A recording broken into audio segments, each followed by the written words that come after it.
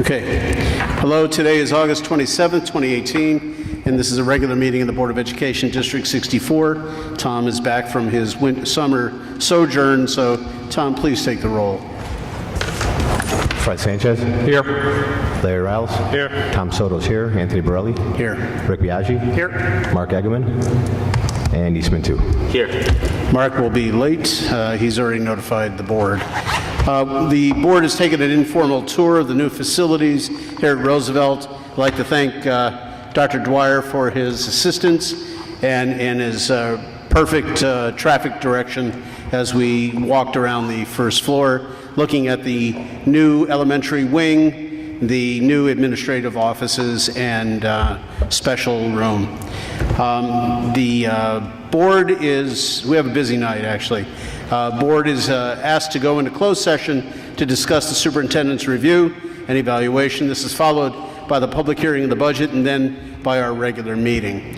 To expedite matters, I make the motion to go into closed session per 5 Illinois Compiled Statute 122C1 for the superintendent review and evaluation. Is there a second? Second. Eastman has the second, starting with Eastman. Yes. I'd just like for the record, if our counsel would cite for the record, if you could, the statute that requires us under law to conduct this in closed session. The school code? School code provision. Use the microphone. Exact citation, but I can't. But there is a school code provision that prohibits the disclosure of teacher, principal, and superintendent performance evaluations. And it is a very brief statute that is probably no longer than the sentence I just stated, no exceptions to the rule. So that is why I believe the Board of Education obviously is justified under the Open Meetings Act, but is also advisable that they conduct this discussion in closed session. Yes. Yes. Yes. Yes. Yes. Okay, thanks, Dan. Thanks, Scott. Okay, good evening. That's loud. Yeah. This is Monday, August 27, 2018, and the board is reconvening our regular meeting. Tom, let's have an update. Roll call, please. Fred Sanchez. Here. Larry Riles. Tom Soto's here. Anthony Borelli. Here. Rick Biaggi. Here. Mark Eggerman. We'll be late. And Eastman 2. Here. Okay, during this busy evening, the board has already convened, conducted a tour of Roosevelt, gone into closed session for superintendent review, which we will be continuing at a later date. Let me scroll down here. Quick note to board members. To be held at the annual IASB Joint Conference will be a full day of workshops held on Friday, November 16th, to include governance, leadership evaluation, personal development, collective bargaining, and much more. Please mark your calendars for that all-inclusive weekend. The board will now adjourn from our regular meeting and to the mandated public hearing for the 2018-2019 budget. So can I have a motion to convene the public hearing on the 18-19 budget? Anybody like to make that motion? Allow me to make the motion. I'm making the motion to convene the public hearing on the 18-19 budget. Is there a second? Second. Fred has got the second. Let the record reflect that this is the budget hearing conducted by the Board of Education of Community Consolidated School District Number 64, Cook County, Illinois, pursuant to Section 17-1 of the School Code.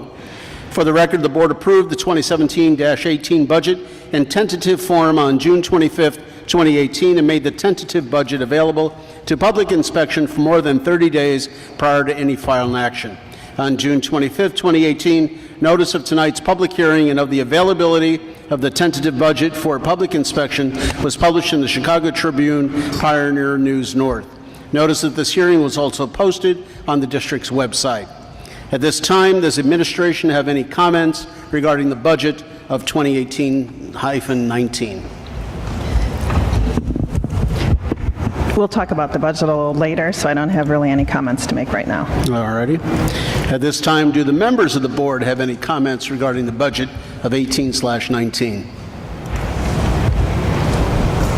Not hearing any. Are there any comments from the public regarding the budget for school year 18/19? And not seeing any, are there any more comments or clarifications from administration or board regarding the budget of 18/19? And not hearing or seeing any, I'll make a motion to adjourn the public hearing on the 17-18 budget and return the regular session. Is there a second? Second. Let's take a vote on that. Eastman? Yes. Rick? Yes. Tom? Yes. Larry? Yes. Fred? Yes. Very good. Okay, we are now back in regular session. And what's in it?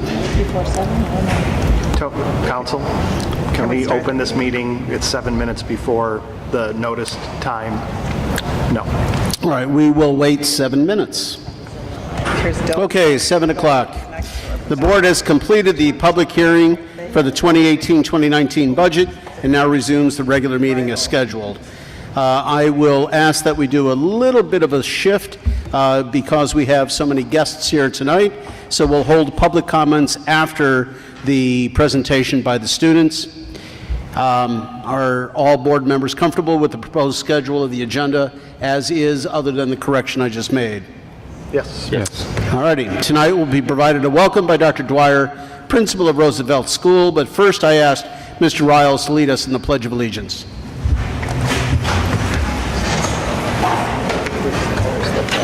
Want to do the presentation of the colors first? Yes. Oh, please. Sure, we have to go back to school. Lucas can join me, and David and Colin will be presenting the colors. These boys are part of Boy Scouts Pack 201. Here, let's bring it right over. Will the audience please stand? Color guard attention. Hand salute. Those not in uniform, place your right hand over your heart. Color guard advance.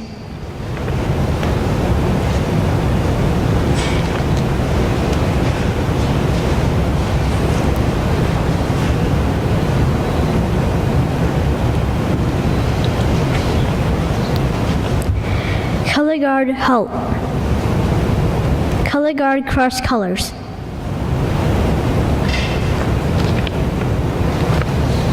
Please join me in the Pledge of Allegiance. I pledge allegiance to the flag of the United States of America and to the republic for which it stands, one nation, under God, indivisible, with liberty and justice for all. Please join me in the pledge of respect.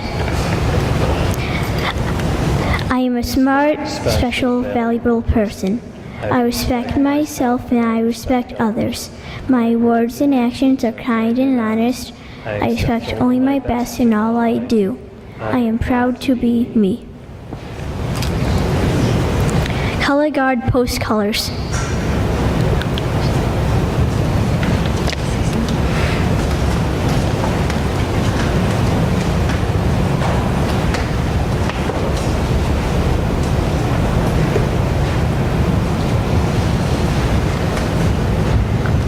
Color guard salute. Color guard dismissed.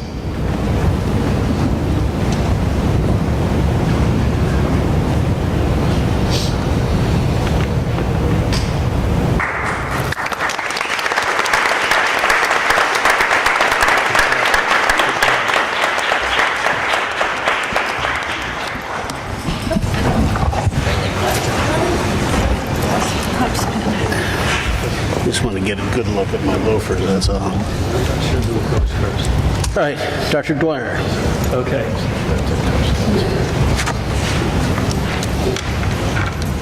Well, I want to welcome everyone to Roosevelt School.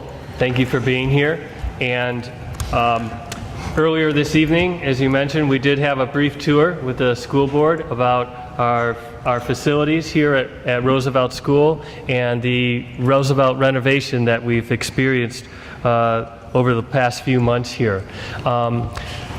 The social media theme for District 64 is about smiles and celebrating the positive, great work that we're doing in our schools and in our school system. And so we thought we'd embrace that theme with our presentation here this evening, and will show up on the screen. Most people believe that Roosevelt just shut down over the summer and all we did for the last 3 months were construction. But that's not entirely the whole story. It's about our families and our students and our community working together even during the summertime. So if you advance to the next slide, we have some smiling celebrations to do in recognition of the great work that still goes on even during the summer here at Roosevelt School. Starting out with our Roosevelt Community Garden. We started this 4 years ago. It grew out of our PTO with our students and our families working together. In May, our kindergartners planted vegetables, and despite all the summer construction that was going on our campus, the garden grew, and we had families sign up to water and take care of the garden during the summer. And just last week we held our harvest, and we collected 11 bags of vegetables, and all that was donated to the Maine Township Food Pantry, which simply loves having fresh food to give out to those in need. There are more smiles. All right, our reading garden also got a facelift. It got a whole new look over the summer. This year it was thanks to a collaboration between Boy Scout Aiden Bushman, his Boy Scout troop number 76, as part of his Eagle Scout project, our PTO, and several Roosevelt families, along with our art teacher, Mrs. Marolt, who also designed these benches. As the families took the benches over the summer, some even housed them in their garages over the summer as they painted them and got them ready. You can see the beautiful pictures right there, and our students have really been enjoying our stylish new benches. Our next claim to fame for this summer was our summer reading program. We had a really great participation from Roosevelt students at the Park Ridge Public Library summer reading program. If you advance to the next slide, you'll see that we got first place and participation for the 4th year in a row. We were very proud of our Rocking Roosevelt readers, and to earn this, we had 52% of our entire student population, and Dr. Lopez is going to show you the next picture of some of our students who were participated at the different grade levels. Out of that 52% of students who participated, we had 75% of those students who finished at least 4 levels of that program this summer. So we were really proud of them as well. So there are all of our smiles for that one. All right, and on to our video. Through this video, the short video, even though the board got to see a tour already, we want to give you a virtual tour of just our construction story from over the summer and all that we went through with our construction, and then also give you kind of a look of what our new spaces look like in action with students in them using these great new spaces. So we hope you enjoy.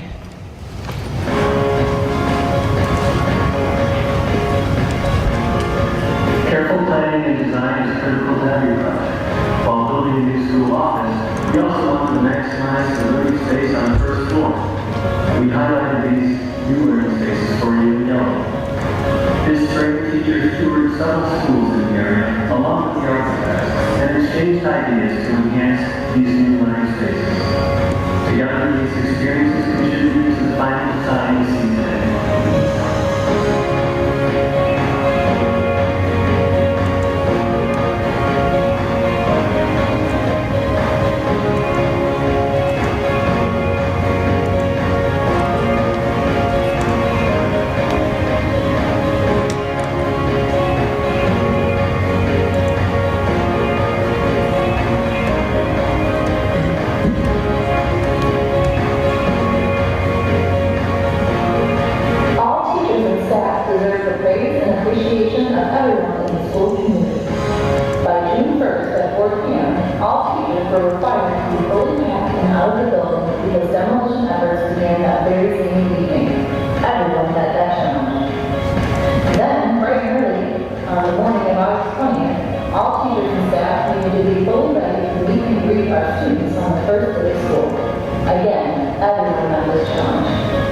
The teachers and staff at Roosevelt went above and beyond to give our students a great first week of school.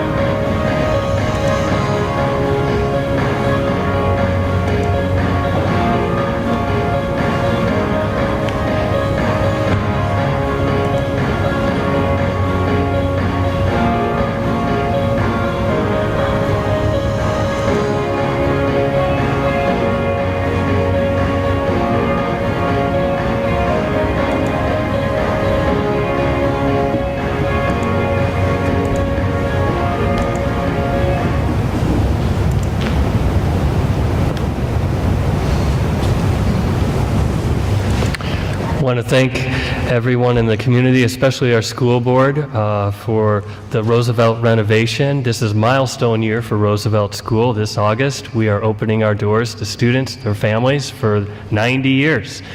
So what a great birthday gift to Roosevelt School, and I appreciate your mission and vision to improve our facilities and make them future-focused for generations to come. I thank you again. Thank you, Dr. Dwyer. Dr. Heinz, we have some presentations. Yes, we do. You're in for a treat. This is the kickoff of something new that we're trying this year.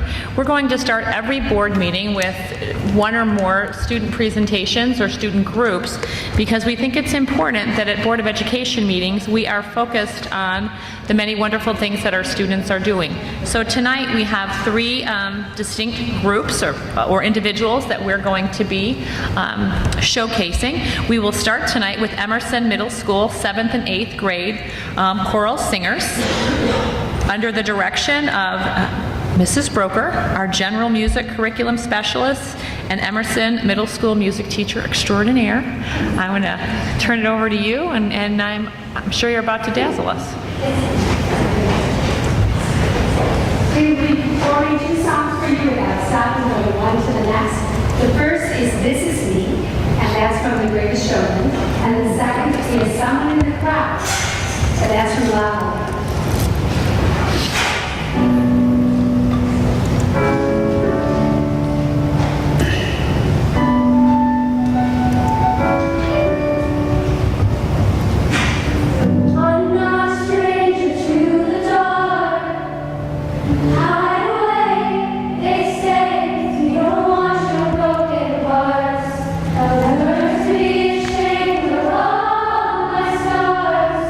Run away.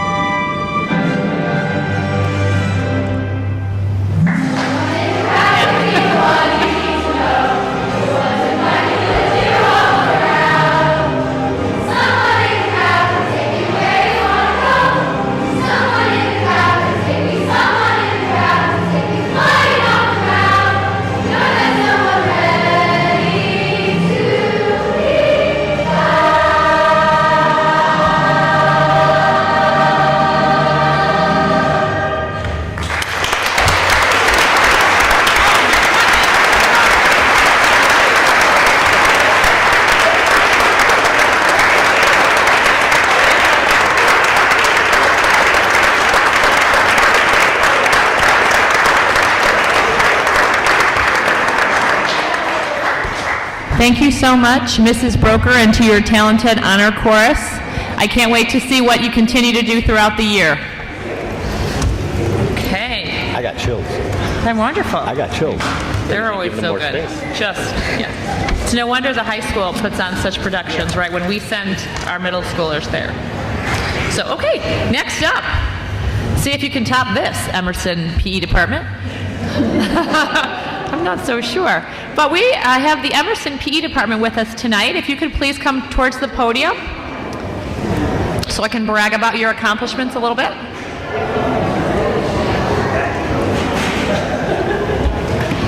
In case you don't recognize this gentleman, it's Mr. Shower.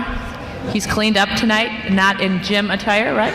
I've already given him a hard time twice, so that's it now. Okay, so tonight it is my extreme pleasure to recognize before the board and community and the audience the accomplishments of our Emerson Middle School Physical Education Department for receiving quite an honor. They have been selected to receive the Blue Ribbon Award from the Illinois Association of Health, Physical Education, Recreation, and Dance.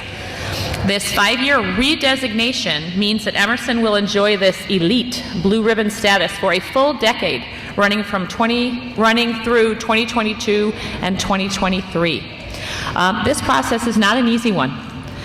It is awarded after in-depth and rigorous review of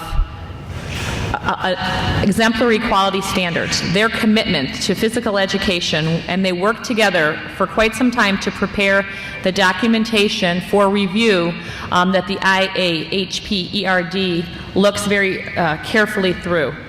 They were recognized for their outstanding curriculum, instruction, facilities, equipment, finance, medical, and safety practices, and the overall administration of the physical education program with Emerson students. So following that thorough evaluation of the application, a team of educators come to visit the school. This happened last spring, and they observed the program in action. They interviewed students, parents, teachers, and administrators, and the Emerson PE department that participated in the spring review includes Lisa Nelson, Emmy Pazer, Kelly Van Horn, Aaron Shower, and a few that aren't here, Rob DeMano, and Pablo Alvarez. Emerson's program offers a wide variety of activities, incorporates technology, and provides countless ways for students to improve themselves.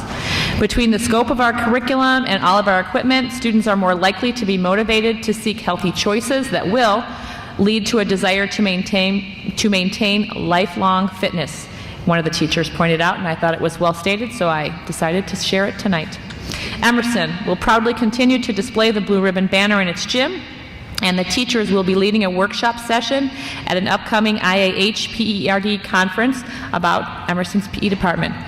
Absolutely outstanding. Congratulations. I've been in some of your PE rooms. It's pretty amazing. Dance unit happens to be my favorite, but they really do bring all of what I just read to life in the PE department at Emerson. So congratulations. Can we get a photo, please? Bernadette, were you able to get a photo? Okay. Wonderful. Thank you very much. And would Miss Christy Thielen come on up from Lincoln Middle School so we can honor you for an outstanding achievement?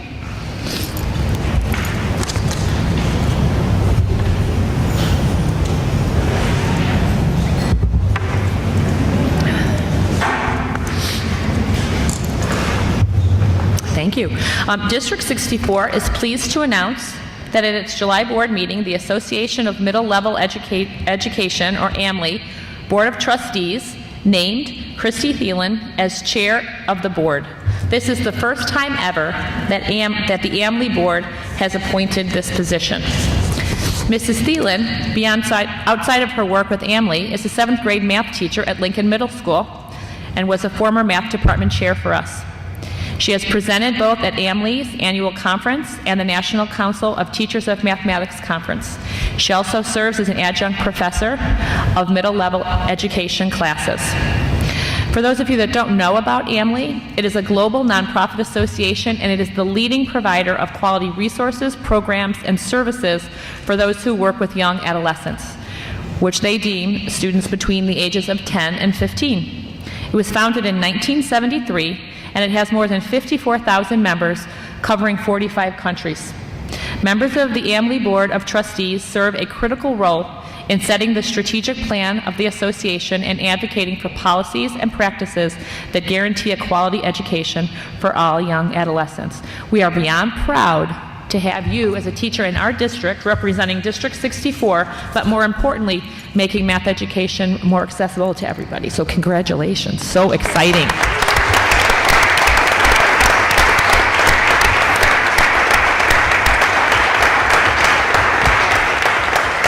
And Christy, I don't know if you wanted to tell the board anything more about what you will be doing this year. It's up to you, but... I did not prepare a song, so I apologize. No, but I'm very excited for this opportunity, so thank you. It's wonderful. Thank you so much, and congratulations again.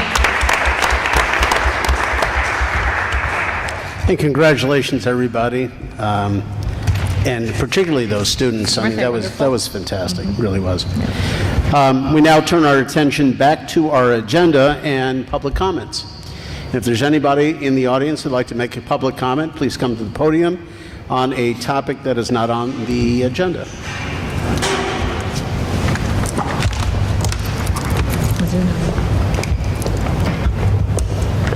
Hi there. It's my first time attending one of these, and I brought myself up to speed as much as possible, but I apologize if I'm being redundant with any of this. Thank you for your time and your energy you've put into this issue thus far to make our schools as safe as possible. I'm sure you agree it is a terrible thing that we need to even address this, but unfortunately, the moral decay of our society has led us to the point, and we can't ignore it. First off, I went to school in District 64, and now I have a 4-year-old and a 6-month-old in the district. In looking over what has been done, I feel that there's a ton of great things going on to the response of a situation, but not enough from preventing it from ever happening. Although training our little ones to deal with these terrible situations is important, I think much of our focus should go to the community taking the situation by the horns and making sure it does not happen in the first place. We need to make our schools as safe as possible. Now, how we do that is where we may have disagreement. Some simple ideas. At the high school level, it's unfortunately a threat likely from a student, so it's harder to prevent, but at the elementary school level, we're usually going to be worried about a disgruntled adult that should not be there. Some thoughts. Why not have armed security present? Why not have a metal detector for any adult coming in through a secured entrance and only allowed after a pat-down? To be clear, I've never owned a gun or financially support the NRA. I do believe it's naive to declare an area gun-free and think that will eliminate gun violence. Who's enforcing the rule? I'm sure many of these locations that these tragedies are happening are gun-free zones. In my opinion, all that will stop is law-abiding citizens that would only use the gun to responsibly from carrying a gun. It would not stop a law-breaking citizen or a mentally unstable person from using it. Further, I feel that declaring an area as gun-free encourages those people to target those places that they would not have to deal with anyone else's weapon. In this meeting, there's nothing we can do to limit the guns or the capacity for violence in the street other than being more involved with our children and what they're exposed to in way of movies, games, social media, etc. Other than that, we need to face the reality of this, and something strikes me as immoral if the only defense we provide our kids once someone gets in is to do these drills. We need to have someone willing there to defend them and act as a deterrent. I think we have seen many of times these tragedies limited or prevented because someone with training was able to use their weapon appropriately. Obviously, when it happens, it is not much of a story, so it's not well known, but there are examples of this. I know some of this goes above the scope of what we can accomplish in this room, but it is a start of a dialogue. We need to unite on the idea that we all agree we want to keep our kids safe. I prepared these remarks on Friday, and this weekend we had another tragedy. The first thing everyone's asking for is more security, not more drills. I went to Ogilvie Station today, and I saw police with guns standing around. I can tell you it did not make me feel anxious. It made me feel much safer. The police are not perfect, and they are human. And I know some bad apples are made out to be the norm, but we all know they are the anomaly. The police are there to protect us, and whatever your view of them at this moment, we all know if we ever found ourselves in an incident like this, we would want them to be there to do their job. The day after these tragedies, there's always a strong police presence. I do not think it's unreasonable to have the police there the day before the tragedy happens. Let's have some respectful, intelligent dialogue on how to get there and not get in the trap of my side versus your side and winning the argument, because we all lose. Thanks for your time.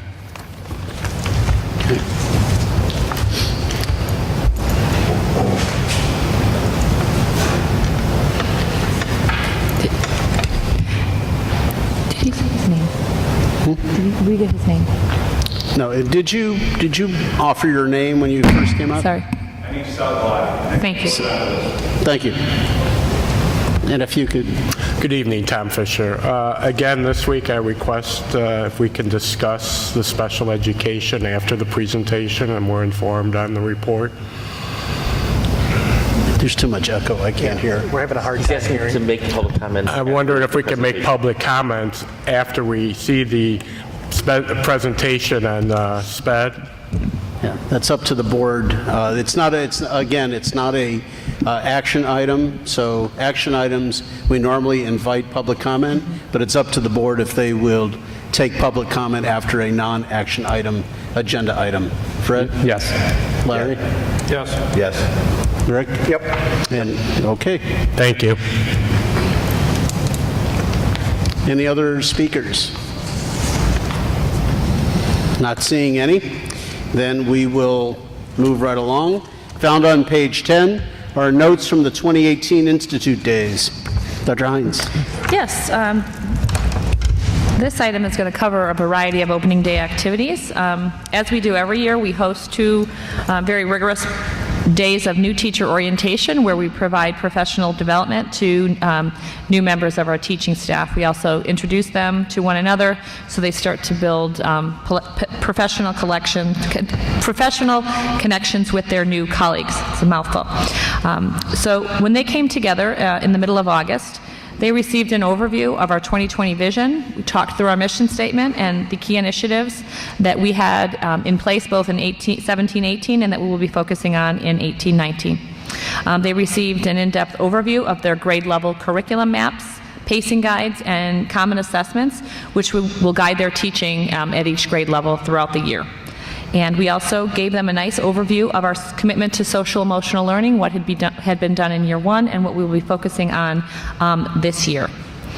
Additionally, new staff worked with Dr. Jill Engel from the Consortium of Educational Change, so they would understand and explore strategies that support student engagement, that increase instructional rigor, and focus really on best practices found within our teacher evaluation instrument. We used Dr. Engel last year. We thought she did a wonderful job really providing a lot of important information with our new teachers, and we felt as though she did an equally as wonderful job this year. It's hard to be a new teacher. There's a lot to learn, so we make sure that we not only provide this front-level support before they start working, but we give them a number of follow-up professional development sessions where they're with their mentors and their mentees, and we continue to train and support them so they make a very successful transition into District 64. I'd like to thank Lori, Dr. Lopez, Dr. Martin, who do a lot of preparation and training to support our new teachers so they, again, make a successful transition into the district. In terms of District Institute Days, another great 2 days, right before the first day of school, August 16th and 17th. Staff come back and they started their buildings. Their principals put together a very rich but also fun agenda devoted to building topics. They welcome and introduce new staff. They have opportunities to get to know one another and start team building. They reviewed their school data, so the new staff as well as the veterans know where the spring data shook out from 17-18. We gave them an overview of year 2 social emotional learning implementation. Building crisis teams have an opportunity to meet, plan and present, and then we leave them what they value the most, time to set up for the arrival of students. The entire district came together at Emerson the next day, and they enjoyed a breakfast and time to reconnect that was provided by Quest, and coffee was provided by our wonderful Elementary Learning Foundation. I provided a welcome, as did Dr. Borelli and Dr. Jerry Mulvihill, our PREA president. We talked about the accomplishments, in which there were many, of the 2017-18 school year, and we forecasted initiatives and areas of focus for this year so everybody understands what our shared goals are. We discussed, as Dr. Dwyer alluded to, ways to forward our narrative regarding learning and the growth taking place in our classrooms and schools and across the districts. In an effort to promote the many wonderful things that are happening here, we launched a new hashtag. We still use our Engage D64, but we launched a D64 Smiles, and staff has already begun using that hashtag, uploading pictures to Twitter of kids learning and doing things as a building that puts smiles on everyone's faces and are serving as points of pride for the district. Dr. Lopez then provided a student learning goal update, as well as provided data in terms of how we're doing reaching our student growth goals. The last part of the District Institute Day was when we had an Emmy Award-winning speaker, Jack Gallagher, present a wonderful presentation to our staff called A Different Kind of Cool. His message of acceptance of learning differences and the importance of working together to support all learners resonated with everyone on staff. So many people came up or sent emails about what a positive message and tone it helped set on day one. Mr. Gallagher also was warmly received as we kicked off our 2018-19 Parent University Series, and he came the evening before. And I believe there were probably around 60 or so parents in the audience. So then the Institute Day Friday afternoon after lunch, folks reported to different breakout sessions to work with grade level teams or departments, and professional development sessions were facilitated by our curriculum specialist, our middle school department chairs, outside consultants, and our teacher leaders that we have across the districts. So we had a very exciting opening few days of Institute. And then opening day of school came fast and furious on Monday, August 20th, where we welcomed over 4,000 students to grades 1 through 8. Kindergartners came and did an orientation. We have them come in a staggered fashion with their parents, so they get to know their classroom, some of their colleagues, or some of their classmates, and their teachers before they all started kindergarten on Tuesday, August 21st. Our preschoolers have a very similar staggered orientation because they're even younger than our 5-year-old kindergartners. We don't want to overwhelm them too much. So I'm happy to report there were limited tears from students, more from parents that we saw, and an abundance of smiles as everyone got underway for the school year. So I would like to just express my extreme appreciation for the hard work and dedication of the ESC staff and the leadership team who worked all summer to be ready for the arrival of staff and students. To our maintenance and custodial staff, who are our unsung heroes, put forth huge efforts to get not only our construction projects up to speed, but getting all the other buildings, ready to go. And I'd like to thank our faculty and staff for returning to work with a renewed commitment to teaching and engaging students. We really do look forward to a very exciting and positive 2018-19 school year. Well, thank you, Dr. Hines. This was my 6th year in a row I had the opportunity to address the staff at Institute Day. And I can tell you, every year my appreciation and admiration has increased as I become more knowledgeable of the work that gets done by the staff on behalf of our students in education. So again, my thanks to the staff for their hard work and my wonderful opportunity of being able to address them has been a important point for me to remember, taking away for the rest of my life. Our next item, I'd like to invite Dr. Leanne Frost up to address the board. Beginning on page 13 is the update of the Special Education Department. Dr. Frost, welcome. And before Leanne jumps into her presentation, I just want to make sure the board is aware that Leanne's presentation will take you through kind of the start of her tenure in the district, which was just a few short months ago. But please know that from January to June, Mike and I worked a lot. We heard from a lot of parents. We put some things in motion already, PT3, some parent U's. We spent a lot of time gathering information from January to June. We hired an auditor that put together an external audit report. We hired Mike Padovic, and he did a 100-day internal audit. Dr. Frost spent a lot of her time this summer really weeding through both of those audit documents. She's also spent a great deal of time talking with parents, talking with staff. She jumped right in with IEP meetings and hearings and so on and so forth. So she has really immersed herself in all things special ed. Her focus for tonight's presentation will be what she's done already, and then she will really forecast her vision and the vision for the department moving forward for this year.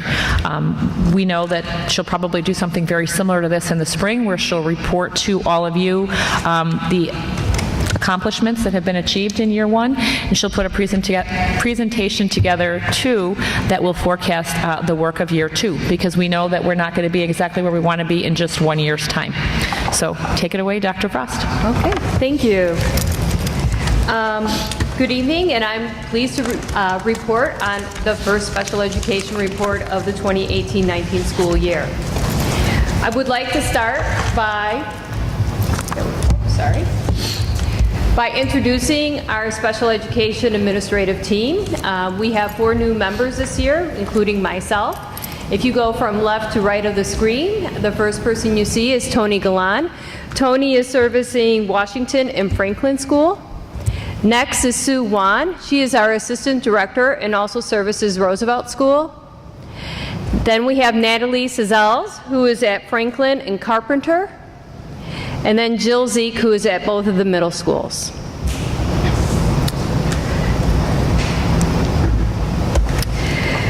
Our special ed administrator started off the year by engaging in 2 half days of a retreat. At that time, we reviewed the 2 audits from last spring. Prior to the special ed leadership retreat time, Ms. Wan and I reviewed the reports and coupled them with our experiences through discussions and visitations at District 64. We created key targets for this year and also devised goals aligned with the Illinois Professional Standard for Administrators for our special education coordinators that will be used on a large basis for their evaluation. We also worked with our certified and non-certified staff during the 2 institute days to discuss our targets and a path for change. So at this time, we have developed 4 key targets. As we review each target, you will see that some have overlap within each. Our first target is staffing, because we know staffing is instrumental to improvements within our department. We were fortunate enough to have 3 new positions in place for the start of the school year. We have an allotment of an additional special education coordinator, thereby providing greater visibility and accessibility for special education administration within our buildings. We also have a BCBA, a board-certified behavior analyst, who will provide support to students and training for staff related to behavioral interventions. And then we also were fortunate enough to get another psychologist, which relieves some of the caseload issues and ensures that they will have an opportunity to have a greater role in the MTSS, 504, and IEP process. As we move throughout the year, we will assess our staffing needs as well as our structures and supports and possibly make further recommendations to this board. The second key target that we have is professional development. And we want to ensure all staff have the necessary trainings to perform their responsibilities effectively. We started the year aggressively with training, and we have further intensive training scheduled throughout the first trimester. So far this year, we have provided IEP training to new staff and goal writing to all certified staff. We have further developed IEP trainings that are scheduled for the first trimester that is being led by our attorney. We are also working with our administrators and psychologists to ensure that we are mindful of IDEA, ADA, and 504, as well as state regulations. You will see later in this presentation that further work will be conducted on the 504 and MTSS manuals. At this time, we're ensuring our district's policies and procedures are in practice. We have upcoming facilitated IEP training that will be attended by our psychologists as well as our special education coordinators. And we anticipate having a follow-up parent training after that training. With our teacher assistants, they were engaged on the first day, on August 17th, in a training with Dr. Jennifer Buss. Dr. Buss talked with the teacher assistants about disabilities, the types of disabilities that we engage in with our students here at District 64, as well as an analysis and response to some behavior interventions that they might be using throughout the year. Additionally, teacher assistants have been trained individually on student IEPs, and they will have additional training opportunities throughout the school year. Restorative justice was an area that was also discussed, and that is going to be a theme of our November 6th Institute Day that Dr. Lopez will initiate. And we also have trainings for our co-teachers in September and January. Looking ahead, we want to make sure that our staff have appropriate toolboxes. So we're currently assessing what staff are using, its effectiveness, and piloting potential additional materials, programs, and assessment. We want to ensure that we have high academic achievement for our students. The third key target is consistency. We want to make sure that all of our buildings are implementing our programs and practices consistently and with fidelity. By doing that, one of the ways is looking at our IEP development, and again, we've talked about some of the trainings that we're going to be doing this first trimester. We will have 3 trainings in all regarding IEP development that will be led by our attorneys. We are building a rapport and engaging staff by visiting classrooms and having discussions on our instruction and assessment. As we discussed earlier, the goals of our administrators are aligned with the department needs and are reflected in their evaluation. We have spent a lot of time talking about communication methods, and at this point, we are ensuring that Gen Ed staff are aware of students with IEPs and their accommodations and modifications for the classrooms. We have a weekly department newsletter that includes information on practices, policies, and procedures that will go out to all special education staff. We have established monthly special education department meetings. Our special education coordinators are communicating and sharing documents through Google. And we're also beginning discussions on the transition processes between early childhood to elementary, elementary to middle school to high school, as well as those students who are coming in and out of special education services, and also for those who are in outplacements who could return back to the districts. We are also looking forward at our MTSS manual and 504 manual to make sure that it is up to date and that everyone is aware of what those practices are, and we will provide further professional development on those manuals if changes are made. Leanne, if I may add, we didn't put it on here, and I just kind of was thinking of it. You've enhanced I know Bernadette set up a new website for all of you, and you are enhancing that. And I know at one of our parent night with Jack Gallagher, a few of the parents approached you and thanked us for the content enhancement. So I think it's important for the board to know, if you haven't taken a look at the website, the special ed page has a new face, and it has a lot of new content. And I know you said to a few of the parents that we're committed throughout this year to continue to enhance it. So if there's something we haven't added yet that you think would be important, board members or parents in the audience, send that information our way, and we're going to continue to build that website out throughout the year. Okay. The last key target that we've identified at this time is promoting a message of inclusion. We want to ensure that the district is engaged in promoting an inclusive environment for our students and educating the community on our students' needs. One of the ways we're doing that is we're currently working on reviewing our continuum of services and instructional techniques. And we'll look to make sure that we have a healthy continuum of services. Dr. Hines alluded to the parent university that we held on August 16th, and also how Jack Gallagher also presented at our August 17th District Institute Day. And also strengthening trust with our stakeholders, and we know that this is an aspect inclusive of all of our key targets. And right now, the department is taking into account previous issues and developing a plan to move forward.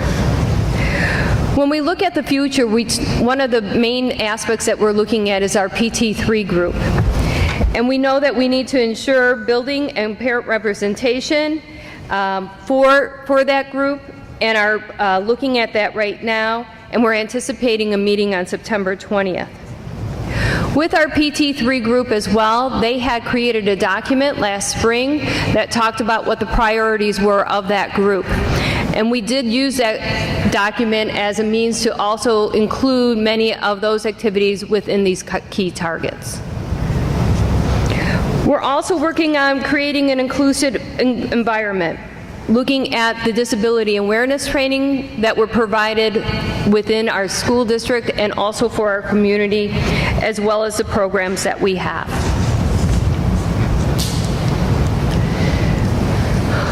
A couple of other things that we're doing at this point is we're doing what I'm calling an inquiry gathering.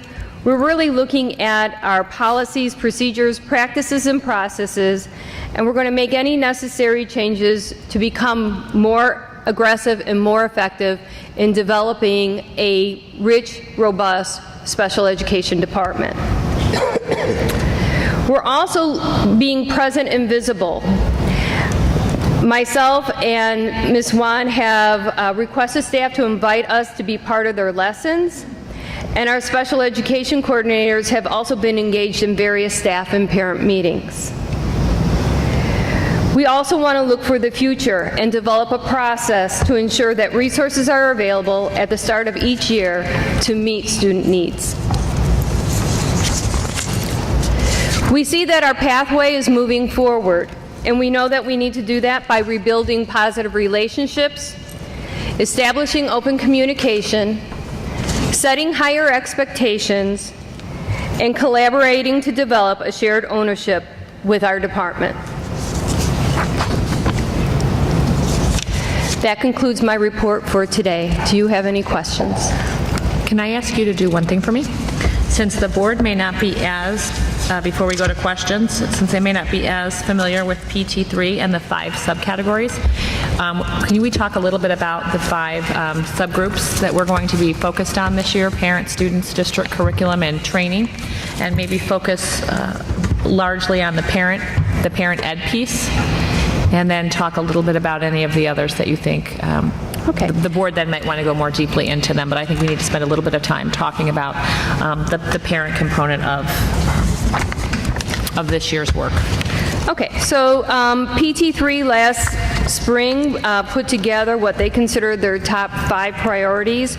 Those were parent education, students, district, curriculum, and training. There are several different activities within each of those areas. Again, we have touched on some of those as far as our key targets of what we are in the process of accomplishing or have already started with our staff. So I don't know how in-depth you want me to go into this. I probably don't have to go in unless the board has questions, but I just wanted them to know those 5 categories within PT3 and that it will be a multi-year committee. Absolutely. So actually, I have a question regarding that. How does the PT3 committees actually function? Is it more of a roundtable discussion? Is it led by administration? Is it, this is what we're doing, what do you think of that? I mean, how exactly does it work? My understanding for the last year was that it really was a committee that worked collaboratively together. And while Mike may have been the facilitator for that, and I know that he had someone else come in, Beth Kaplan, come in as well to help facilitate that. It really was a working group. The way that it sounded to me, it was kind of like a strategic planning committee in some ways, and that's how they developed the 5 priorities. So I can talk a little bit about that too. So it was a structure that Mike had used in Oak Park. He brought in the same facilitator who happened to be a parent within his district. The group spent time together, it spent time apart, and then it came back together. But they brainstormed top priorities. They had broken into two groups. Parents were in one room, staff were in another room, and there was a series of activities and questions that they had to work through together. And then we came back together and reported out what we were discussing and what our priorities were, and that is how the top 5 emerged of curriculum, staff training, district, students, and parent training and parent focus. We were pleased to hear that the staff and the parents really saw the same priorities, so it made that very clean.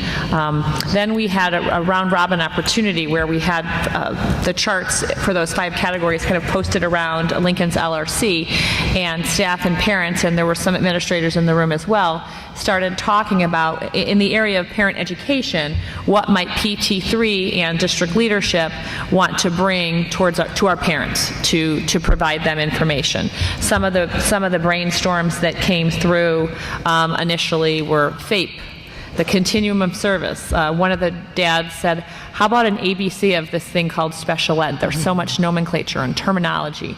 So everybody did a lot of brainstorming. Staff and students, everybody moved through the 5 categories. And then the work of this year will be, I think it's going to be more subcommittee, or at least that's what we had talked about at the end of last year, subcommittee driven, where folks can break into one of these 5 categories potentially, or areas of focus, and dive more deeply into what that will look like. Dr. Frost and I have, when we were interviewing speakers for the Parent UN Institute Day, one of the gentlemen that we interviewed that we didn't think was right for Institute Day, we got really excited about the possibility of using him to help facilitate the PT3 process. Leanne did mention in one of her slides, Stanley Leone is his name, and we are in communication with Mr. Leone to determine how we might best use him to forward the work of the PT3. And he's here? He is? Yeah, Stanley's here. Oh, I don't see him. He's back high. I didn't see him back there. Dr. Morrison was in your way. Okay, so I don't know if you want to spend a few minutes talking about any of that work or not, or it's up to you. Well, my question is, I read it and I saw it. Now, the top priorities have been identified, 5 top ones. And now underneath each one, there's several items for each one of those top categories. And from what I understand, this year, subcommittees are going to develop each of those items underneath the 5 top categories. So can we, I like to break it down to the lowest common denominator. Can I, therefore, for this coming year, would I be able to utilize this one screenshot that I'm looking at that shows the 5 with the individual bullet points underneath each one? Can I, as far as looking at the progress of the SPED department, can I use that as your own strategic plan as it pertains to PT3? Obviously, it's not the whole department, obviously. But as far as PT3, I know that there are plans to have on a monthly basis a presentation by you showing updates on the SPED department. And one of those updates would probably be on the PT3. Would this be utilized as the outline that we could follow throughout the year to see the progression and the growth? That is my anticipation. And one of the things, too, is, we might find that there are other things that come up that we also need to include in one of those categories. Sure. I don't know that it's fully baked yet. That was the work of one meeting, and we probably need a few more meetings to flesh it out even further, yeah. Great, thank you. I have a couple of comments and a question. There's been a perception over the last year or two that there's been a lack of compassion in District 64, and I realize I don't think you're on, Larry. Your button is on, but this isn't lit up. So maybe, if you wouldn't mind, try off and on. I just want to make sure it's on the record.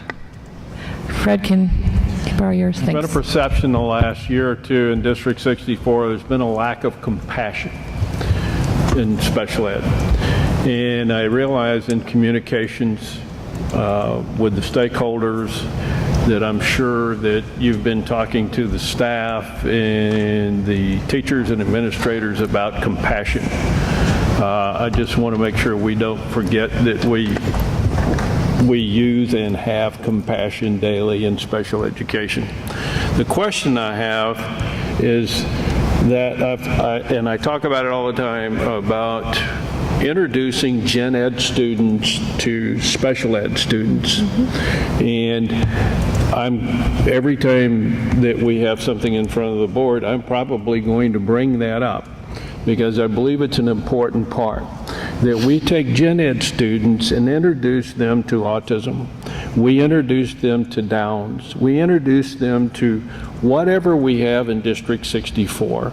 And I've seen it work where there tends to be some bullying in the middle grades when they don't understand autism, they don't understand Downs, and that there are films you can get that you play in the auditorium that says, "Hi, this is Lucy, and Lucy is autistic." And then it goes on to educate the gen ed students. I would like to see something along those lines in our programs in District 64. That is something that's outlined in PT3, but it is also a discussion that Dr. Hines and I have had with the administrators, and I think we have it actually on our next agenda to talk about as well. So we're in the process of developing something. What that will look like in the end, that still needs yet to be determined. But we have talked about it this summer as an admin team, and we will continue to do that. It is something that you outlined in both of your points, I think, are well taken, and the environment of inclusivity, I think, will certainly address compassion, and it'll be woven through there. And then we do have a disability awareness also outlined within our top priorities. So we're right there with you, Larry.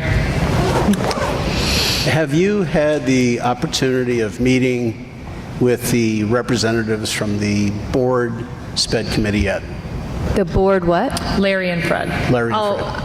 Actually, Larry and I did meet. I'm sorry, what's that?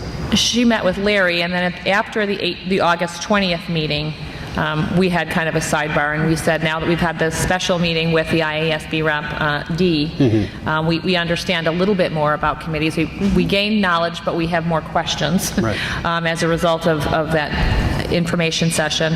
We agreed at the meeting of the 20th that after today's meeting, where Leanne presented this information to the board, that we would schedule a meeting for the first time where the four of us would meet. Yes. So that's going to happen in the coming weeks. And that's exactly where I was going to go, because we want to find a place for this board committee and the special education department. But I know I want to do it right, and I know that I want to have the committee functioning in some capacity. We talked last time about filling a vacuum or filling a space, an area that needs to be filled. And I think there's an area where communication between the community, the parents, and the board, that would be an easy one to cover and a necessary one to cover.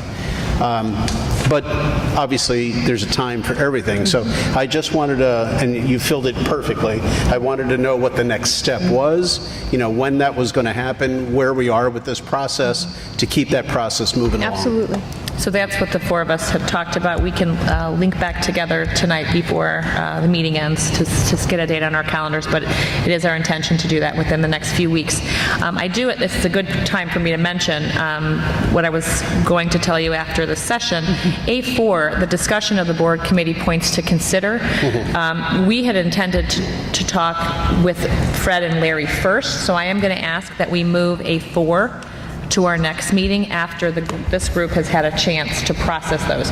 We only found that information out, back from Mike a handful of days after the 20th. So we need time to process that information and formulate a plan that we will then present to the board at the next meeting. Okay? Reasonable with me. I mean, you have to be prepared to have that discussion. So. Right. Okay.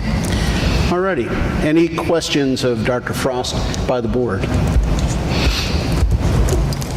Okay. I would just like to say thank you for continuing to come to work every single day. It has been a baptism by firestorm, certainly, since July. She smiles. She's put a lot of great things already in place, and we've got a nice path forward, so thank you. And I turn now to the audience. Apparently, some folks want to make a comment. And if you do, I'll remind you that we're going to follow the public comment format, if you would, please.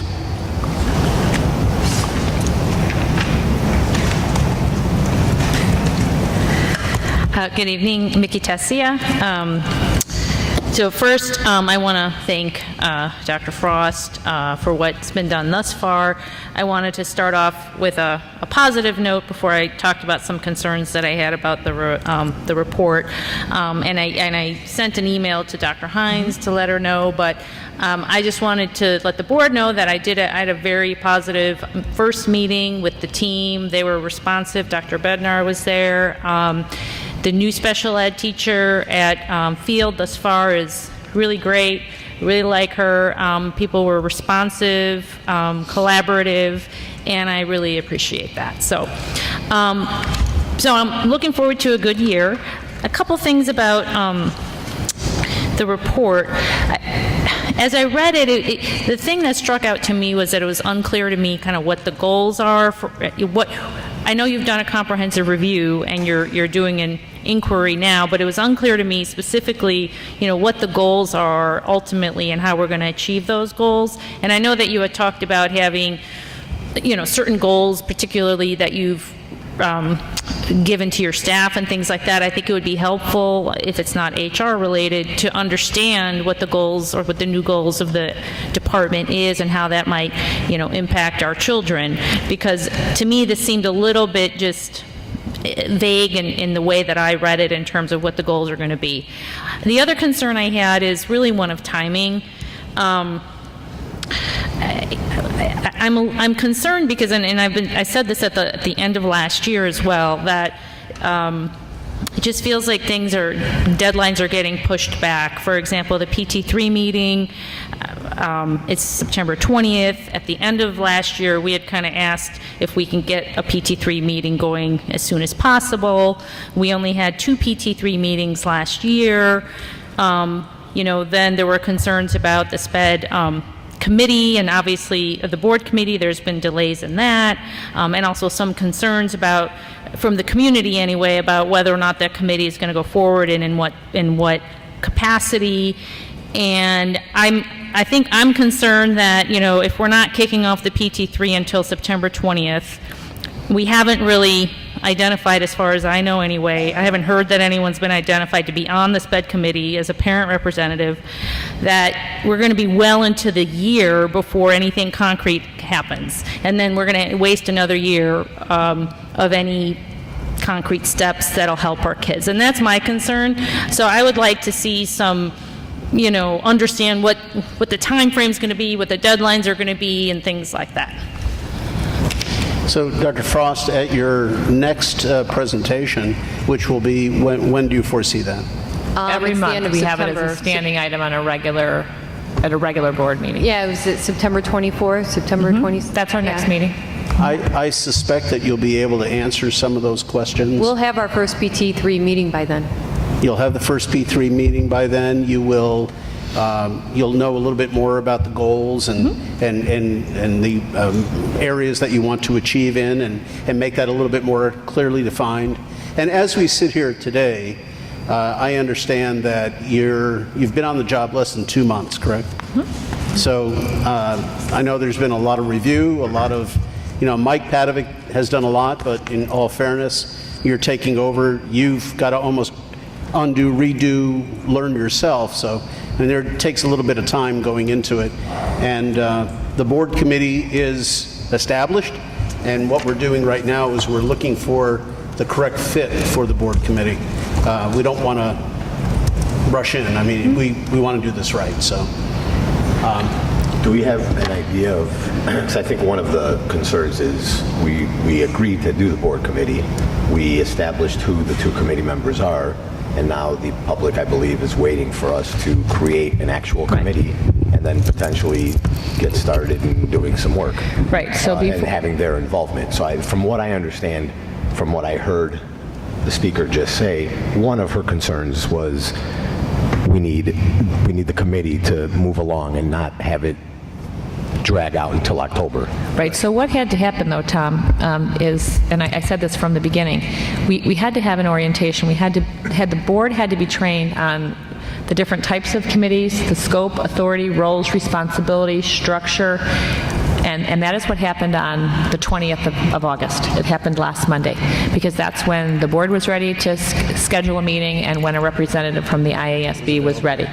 We have a meeting today where we're talking about this presentation. 2 months into her tenure, we've done the external audit, we've done the internal audit. There's been a lot of stuff that has already happened last winter, last spring, over the summer, into the beginning of the school year. We will meet, as we just said, next week as soon as our calendars get together, and we will put something on the books.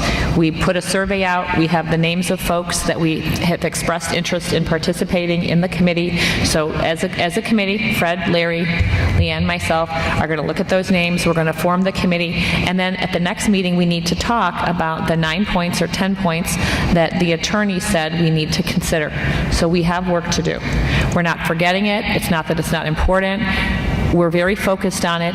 It's just there's a process that we have to go through, and we feel as though we are moving through it as quickly as we can. We want to do it right. We want to do a quality job, and we need a little bit of time to get it rolling.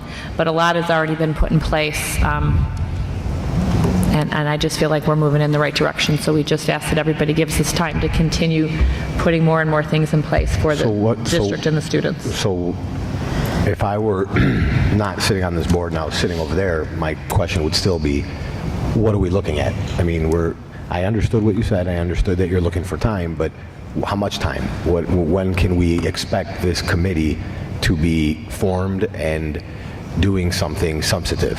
We have to get together as a subcommittee before we can answer that Unlike question. the committee for vestibules or for SROs, I don't think they're in that much of a hurry for that committee to get to work, because the longer it takes for it to get to work, the less chance, or it delays the starting of the SROs. So you don't hear anyone complaining. You don't hear anyone complaining about that committee. But this committee has the opposite urgency. They want it to happen right now. And I think we need to, at the very minimum, give some sort of idea of a time frame of what we're doing. Well, we're going to meet as a subcommittee, and once we meet as a subcommittee, I think we'll be better able to answer that question. Yeah. I don't think, I'm not trying to be elusive or dodge a date. We just haven't met to schedule it. I get it. So the subcommittee will be meeting. Do we know when that subcommittee is going to be? We will talk after the meeting and find a date that works for the four of us, and then we'll go over the names that we have and kind of talk about And you've already been given what the access membership to that, will look correct? like. We sent you that, so you know who's applied. We sent you all that many, many weeks ago. And that meeting will happen prior to our next meeting? Yes, oh yeah. It'll be probably this week or next. And there'll be something for you guys, and you guys will have something to report at the next meeting regarding what? What will you guys be trying to determine? Who is going to be on the final committee? I sent my list of names 2 weeks ago. Yeah. So we're just waiting to make sure we gather everybody that volunteered. And it's take not, another look at No, I it. get it. I'm just trying to be very clear. So the next step is for you guys to meet to create the actual full-blown committee with all the members on it. That's part of what we have to do, Tom. The other thing we have to do is synthesize the training from the 20th. We had, and you weren't with us, which is unfortunate. I know you were out of town. It's, couldn't be avoided, but we have to synthesize what we learned from the representative. We were given 9 or 10 things that we have to consider when forming a committee. So the subgroup of the board has to talk and synthesize. I think the most pressing issue is to synthesize the 9 or 10 points that the lawyer gave us to make sure that we're clear on. And then we're going to pick members, and then we're going to put out a date to meet, and then we're going to bring all of that back to the board table at the next regular meetings. We're going to have a standing item to talk about special education, and we can have a sub-item if we'd like to talk about the board committee, the way we did with the SROs. We had a separate agenda. The most important thing that has to be plugged in there is the board has to decide on what the mission of the Special Education Committee is going to be. And that probably will be derived from the synthesis of the 9 points. But that's the clear uncompleted item that is so critical to having a successful committee. So from our meeting on the 20th, these were the 10 things that the attorney told us to cover. We had to dive into open meetings. What is that going to look like? How are we going to get everybody trained? Determine the type of the committee. Will it be standing or ad hoc? Determine the scope of the work, which kind of gets at what you were just saying. Agree on a cross-section of membership, because remember, they said it can't just be the handful of parents that are continually involved. She encouraged us to try to kind of search far and wide to have a real cross-representation of membership. The operations, timelines, where we're going to meet, so on and so forth. So how is it going to operate? Communication amongst committees and reports back to the board. What is that going to look like? Available resources for the committee. How do we determine which resources are going to be available? Are we going to make legal available to the committee? So on and so forth. Those are big conversations. Access to the attorney, access to district materials, and we were looking into liability coverage and insurance of members. So those were the 10 things that the attorney last Monday told us to look into more deeply and discuss at our subcommittee meeting. So that's kind of our agenda. So is it safe to say that from now until our next meeting, we will synthesize the 10 items, comprehend them, understand them, and figure out a way to implement them? Correct. And determine who will be on the committee, and we'll have all that information for our next meeting? Yes, and I would like to also say, and Larry and Fred and Leanne, have a date that we're hoping to have our first meeting. Well, the board will have to have the discussion on what the committee's going to do. Sure. And that will have to take place at the next regular meeting. Right. And then we'll set a date for the committee to meet. So, I'm sorry. Larry and Fred, does that seem reasonable? Anthony, to clarify, you at our next meeting, after the committee comes to us and says, these are our recommendations for the full committee, and this is how the committee's going to function, and here is our mission, then the board will approve that mission. Exactly. Approve how the committee will function. Exactly. And approve the members, and then they're off. Exactly. And this will all be ready for our next meeting. Hopefully. That's our intention, yes. That's not written in stone, but the goal is to get this off the ground and moving along. Thank you. And one of the things I would say, if there's one more thing And you have thanks to Tom, because I know what you're trying to do. You're trying to move it along and have trying to get this parameters. clarified. I just want to make it clear so we Sure. all understand what the process is, so we're not confused. Sure. I think one of the other things relative to that clarity point is what role will this committee play in conjunction with PT3? Exactly. And that's something that we're going to have to talk about. We have a lot of information from the internal and the external audit. We have a group that we want to expand in terms of PT3 parent and staff participation. They have 5 subcategories of which they want to work on and dive deeply into. So we really have to kind of figure out who's doing what work and how is it all going to flow together cohesively. Exactly. May I say that I personally think that's a lot of work from now until the next meeting. Sure. It's a tremendous to be amount. done. I think it's a ton of work, and I'm sure it's going to require several meetings. Yes. So thank you for those of you who are going to be involved in that. Okay. All right. Tom is standing at the podium. I saw him up there. So, Tom. Okay, my name's Tom Fisher. I'm not going to get into rehashing the whole discussion about timing. I think the community fully understands that things were brought to light 9 months ago, and here we are. We still do not have a committee. So I'm going to focus on one question and help with my confusion. This is a board committee, correct? I would like to understand, why is the administration setting, scheduling, planning, coordinating, and doing everything to submit to the board for a board committee? PT3 is an administration committee. The whole objective of a board committee was separate from the administration, to work with the board of directors in reporting and coordinating with the board of directors. I'm confused on why is all this being now controlled by the administration. This is not being controlled by administration. Everything I heard tonight was she's planning it, she's going to meet, she's going to set the agenda, she's going to set the goals, she's going to submit a mission statement to the board for your approval. So that's different than the I'm board. facilitating their conversation. That's different than the board doing it. What I heard was that the committee members, Fred Sanchez and Larry Riles, what I heard are was going to three meet, of them were are doing going to it. meet. Wait. They'll correct me if I'm wrong, and hopefully it'll clarify what you're saying. Fred Sanchez and Larry Riles are the committee members. They are going to meet with Lori Hines, with our special ed director, and with whoever else they feel they need to help direct them and give them answers for what they're going to be asking. And I believe a lot of the questions they're going to be asking are some of the ones that I just asked. And the two committee members are going to help determine the 10 items that were recommended by the attorneys.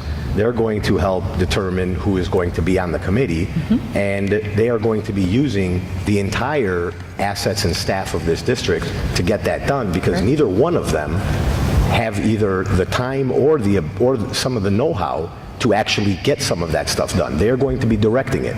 They are then going to come back and report to the rest of the board members, and we will then Tom, report to you I'm guys. sorry, Tom, but that's how I understood it. 9 months ago, we started this discussion, right? An audit was submitted in May. We're at the end of August. Right. Our last PT3 meeting was in March of last year. Okay. Or the beginning of this year. Correct. Right? And then we were talking about we want to wait till Dr. Frost comes on board to get her involvement in the PT3. Okay. Well, that's been 2 months now. Well, in your so statement, now we're talking about another month. No, in your and then we're statement- going to move another month. I'm sorry, and then Tom. we're going to move another month. I'm sorry, Tom, but in your statement today, you said you are not going to talk about timing, but yet why this is an administration-led committee and not Well, a you board-led really didn't committee. answer the question, So I'm but- answering why that it's not an administration-led committee. It's a committee led by these two board members, and they are going to utilize whatever assets they have. If we want to revert back and have you go against your original statement of not talking about timing, yes, timing. School year just started. This is the first meeting since the school year started. Everyone is here on deck, and you heard me make it very Don't say clear. the school year just started, Tom, because you've had board meetings every single month throughout the summer. You've had special No, I meetings made a throughout the statement. month, The school board, throughout the summer. So don't just- say it's the first beginning of school. School Don't just started. insult me. I'm Don't not put me insulting down. you. Thank you. But I was here, and you heard me very clearly ask for this board and for administration to make it very clear that by next meeting, certain things are going to be taken care of so that we can speed it along. And we are going to do our best to make sure that happens, and I'm giving you my word that I will keep asking that question every meeting so that it does get moved along. So I'm not against you. I'm actually with you. We all are. All right, thank you. The next item is the 2017-18 year-end results and 18-19 budget update. Thank you, Dr. Frost, by the way. Thank you, Dr. Borelli. Sorry. So we have formally closed out our 2017-18 fiscal year, and we now have results available at this time. We ended the year with our 7 operating funds with a positive balance in revenues exceeding expenditures of about $5.7 million, with an estimated operating fund balance of $69.98, which is a 5.5% higher than the ending fund balance in 17-18. And what we've done is highlight for the board why there was that much of a positive balance. Not that a positive balance is bad, but it was quite high. In our education fund, which we had budgeted over $1 million in positive balance, we had $1.99 million, and that brought the ed fund to $29.3 million. What we found was in our local revenue sources, they increased by $834,000. About $372,000 of that was tax collections. And we still saw an increase, even though this year we had $820,000 in tax objections, which is higher than we've experienced in 16-17 or any prior year. Our increase was due to the adjustment when we did the 2017 levy to increase the amount of tax revenue going to the ed fund.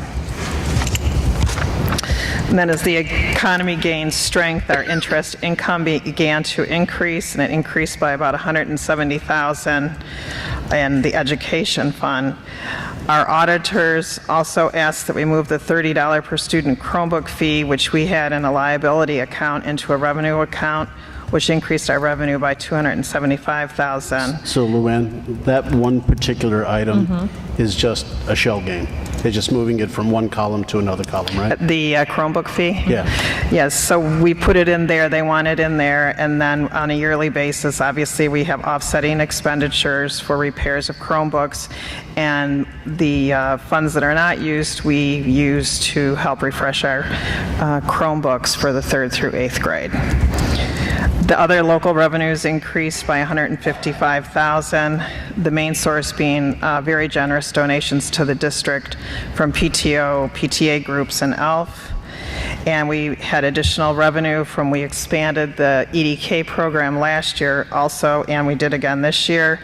And then the agreement reached with the Park District to pay the $75,000 in rental fees for the Beyond the Bell program. Can I ask a quick question? Sure. Can I ask a quick question about the PTO donations? Is there a board policy in place as to the usage of PTO donations to the district and whether they're supposed to be for capital projects versus, for instance, teacher support tools, educational resources, student resources? Because it's my understanding that there's been a more recent trend that the administration is asking the PTOs to donate towards specific capital projects. And I'm curious what the policy is, because it seems to me that what we're doing then is we're asking parents to donate money in to help us basically balance our budget, as opposed to what the PTOs were really supposed to be there for, which was to provide resources to the parents and students. So the one thing that PTOs and A's cannot do is buy curriculum. Right. So cannot buy curriculum. So many PTOs, and ours is not unique, expenditures are used for items like playground equipment and LRCs. The items that they're buying for the LRCs would not have been purchased if we didn't receive donations. So I don't know that we have a policy about that, Rick.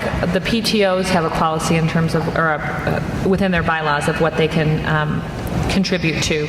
One of the things we have asked over the last few years of our PTAs and O's is, while we are on our 5-year facility improvement plan that's really focused around critical infrastructure, health, life, safety, and so on and so forth, if they want to accelerate some of the future-ready spaces that we have, and we're focusing largely on LRCs, they can partner with us to fundraise. So I'm assuming that that's what this is about. Right. But so we have asked them to do that, and the PTOs have been I'm just curious. Amenable what if they said no? What if the PTOs and We A's wouldn't said be, no? but they would not get the additional items that the PTOs have funded in the LRCs. So, for example, let's take a recent example of Carpenter, and talk about what the district funded and then what the PTA was able to fund and what would and would not be in the So space. typically, and we're just getting ready to look at Washington School, the board supplies or district supplies the circulation desk and shelving, and then we've asked them to provide additional, to help fund additional items, which are what, like you saw at the Roosevelt today, the cubes, the flippin' nest tables, the puddles, things like that, that we would not be purchasing. So that's what we've asked them to help us with in terms of those projects. So not build out, not... Oh, no, never. And correct me if I'm wrong, Bernadette, because you've been here longer than Lori and I know this from my prior experience, is PTOs were very involved in purchasing smart boards. Is that correct? Did they help here? Absolutely. And MJ? I was just going to ask, what would be the difference of supplying the movable equipment in an LRC versus outfitting, at the time, I believe it was well over 10 classrooms per year with of smart boards per building? There is no difference, and I think if I'm understanding what Board Member Biaggi is saying, is he wants to make sure our PTOs are not paying for the construction, the build-out of the libraries. Right. And so the or board, anything. Right. Correct. The board is aware how this process typically unfolds, and Mr. Baldoff's in the audience. We attended a number of PTA or O meetings. I'm thinking of one recently at Carpenter last spring. The architects bring renderings, costs of different items, and the PTAs and O's can decide how much of that they want to fund in 1 year, if they want to do it over multiple years. And if they don't, then we have a more modernized space, but we have less modernized, flexible furniture. And Okay. older furniture would just go back into the space. Piggyback on Mr. Biagi's question. I have a question. Do we report back to these PTOs exactly how their money was spent? Yes, so they know exactly how they're spending. I'm sorry if we're getting such bad It does seem feedback. loud and echoey, I know, yeah. I feel like it's very echoey. And we also invoice them, so we actually make the purchase because Right. we want it to appear in our fixed assets, so it's Okay. depreciated correctly. And then they receive an invoice which lists exactly what they So then the paid for. PTOs can go out to the community who actually made those donations to the PTO and tell them exactly how their money's being spent. That is correct. In fact, Washington is, we gave And them... this is not a cumulative report for the district. This is broken down by Roosevelt, Field, Carpenter. Right, and how the different buildings report back to their own community, is not determined by us, but I understand. Washington is having their run, and so they wanted some information on what other schools have provided, so they can share with parents what they're raising money for. Okay. Does that answer your question? Yep. Okay. So on with the state revenues, as we know, right when we adopted our budget last year, the state adopted the evidence-based funding model, which has been good because they have been able to catch up on payments, or I should say our payments were more predictable last year, and we know with the rise in the income tax, they were able to pay 3 of the payments due to the district, one of them being as far back as the 2016-17 school year also. So we were very close on our budget, about $3,600 variance in terms of that revenue. On the federal revenue, we exceeded our budget by $323,000, and the majority of that excess money is coming from the IDEA grant. I just want to make it clear that in prior years, we may not have spent the entire grant. However, that just meant that the services were coming out of local expenditures, and that was, being borne the higher burden in terms of those expenditures.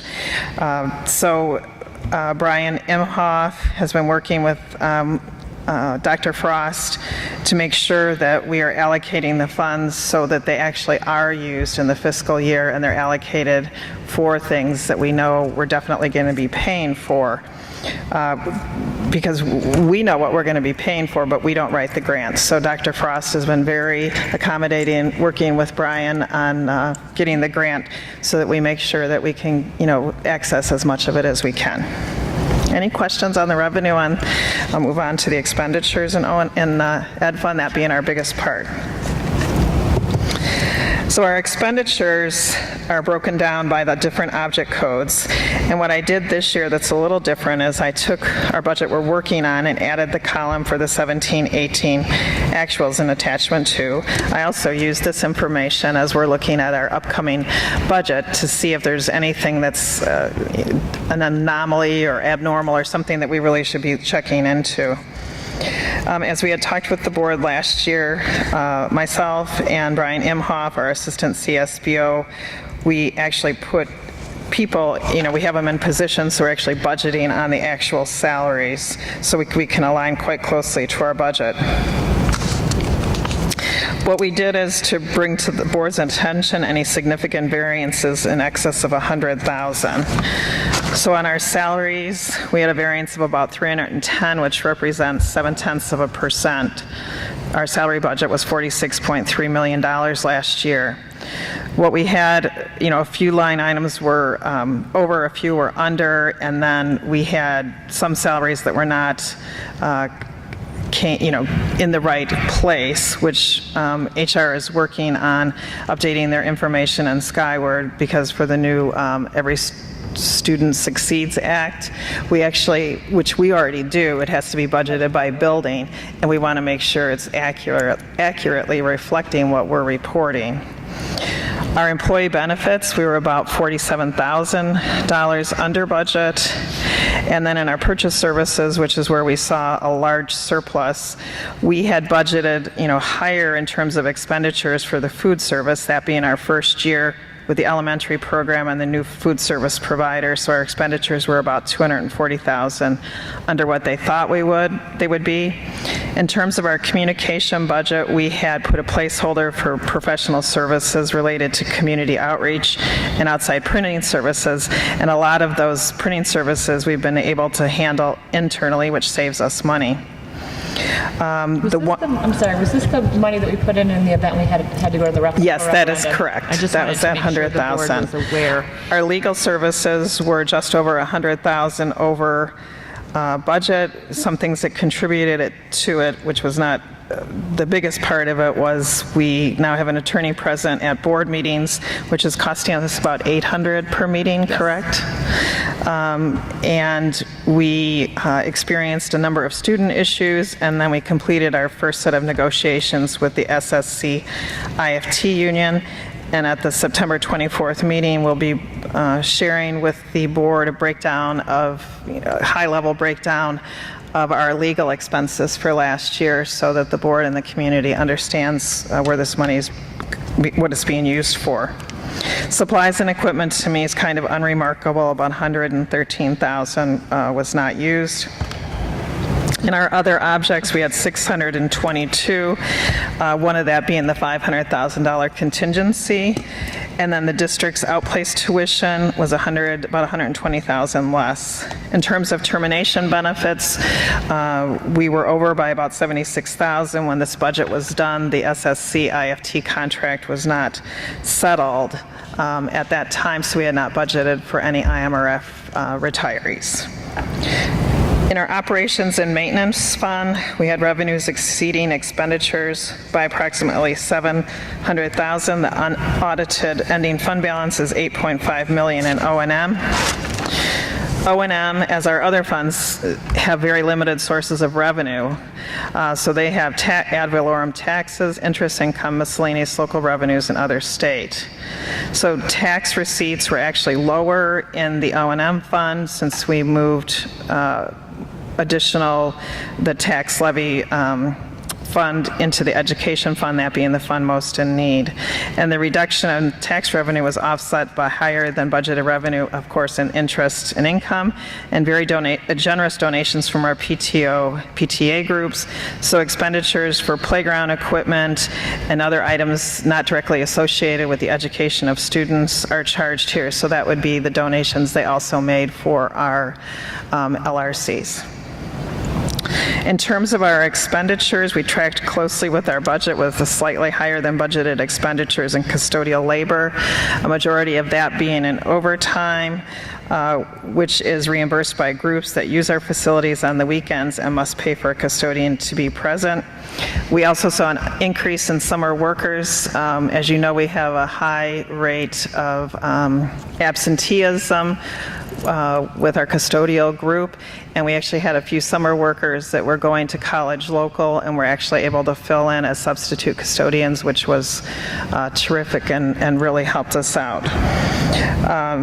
In terms of the money that the board has allocated on every year now since I've been here for working on other projects, one of our biggest ongoing projects is focused on energy savings. We've been working on replacing outside light fixtures with LED fixtures and working to replace any interior fixtures that use a lot of electricity. We're offsetting parts of that cost with ComEd Energy Grant Program. One thing I did want to also point out, repair and maintenance was extremely high. A lot of that was attributable to the multiple problems we encountered at Carpenter School last year over winter break. We're hopeful that that will definitely decrease. However, we are seeing a lot of our mechanical equipment, as you know, is well past its useful life and requiring more service. We are starting to encounter increasing problems with the air handler and condensing unit for the Lincoln Library, which is 15 years past its useful life and is beginning to noticeably fail this year. So we will be going out to bid for that, and we would like to take that directly then out of the O&M fund for the replacement.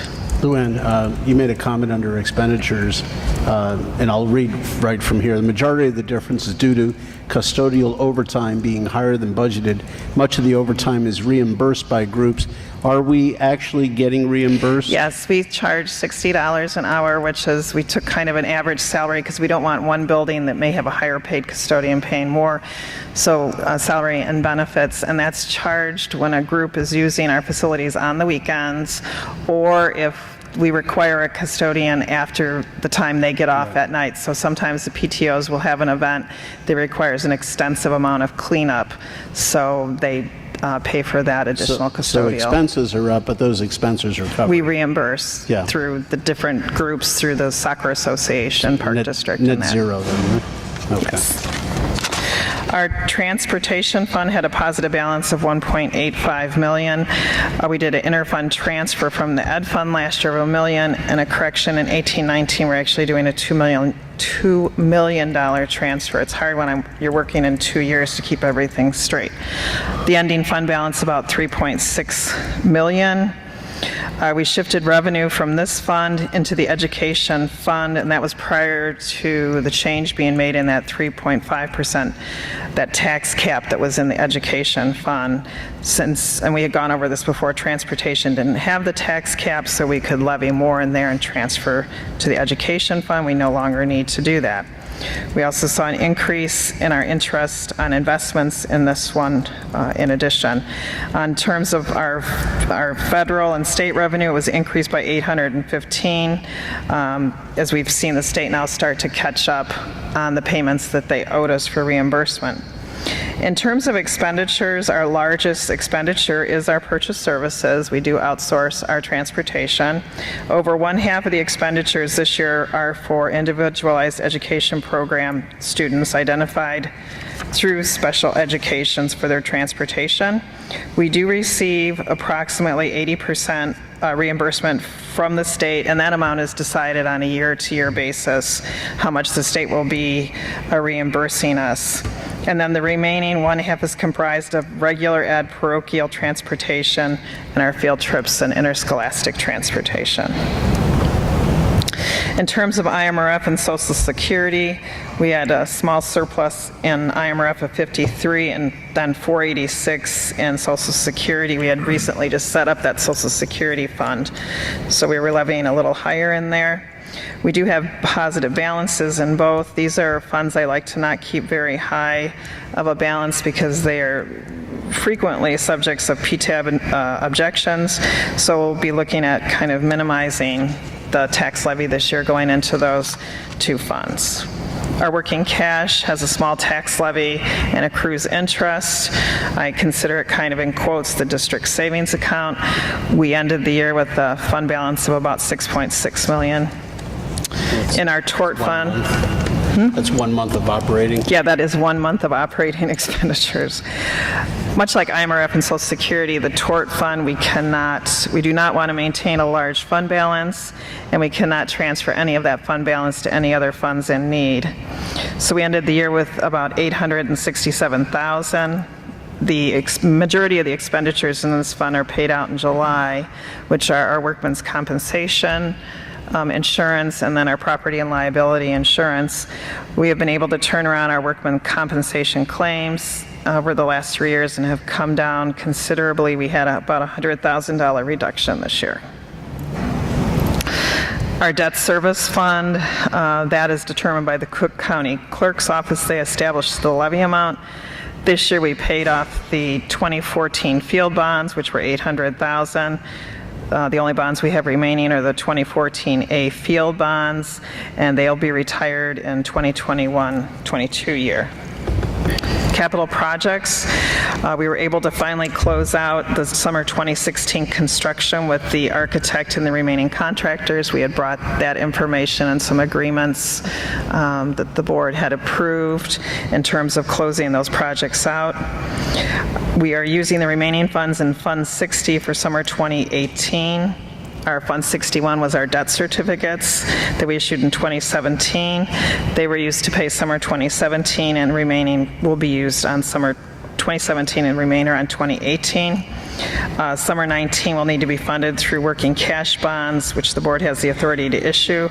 And we'll be talking to the board on September 10th when Elizabeth Hennessy comes from Raymond James. So Luann, I hear that we've had surpluses in a lot of areas, totaling a couple of $1 million anyway, $3 million.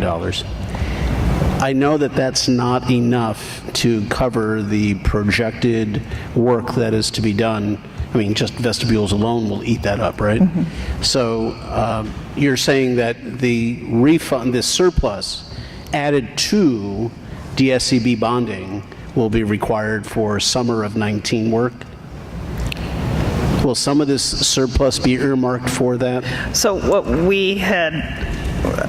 what I've talked with Lori about is looking at setting what we want that fund balance to be at, and then looking at potentially moving funds, earmarking them for capital projects. So a cash transfer? That would be a transfer. Yeah. And that'll be part of the conversation. You know how when Elizabeth comes, she runs different scenarios. That'll be one of the scenarios that she... Well, no, I also will put it into our 5-year financial projections and see what that looks like. Our contracts are all up in 2019-20, our labor contracts, so we're using estimates beyond that for potential increases in salary.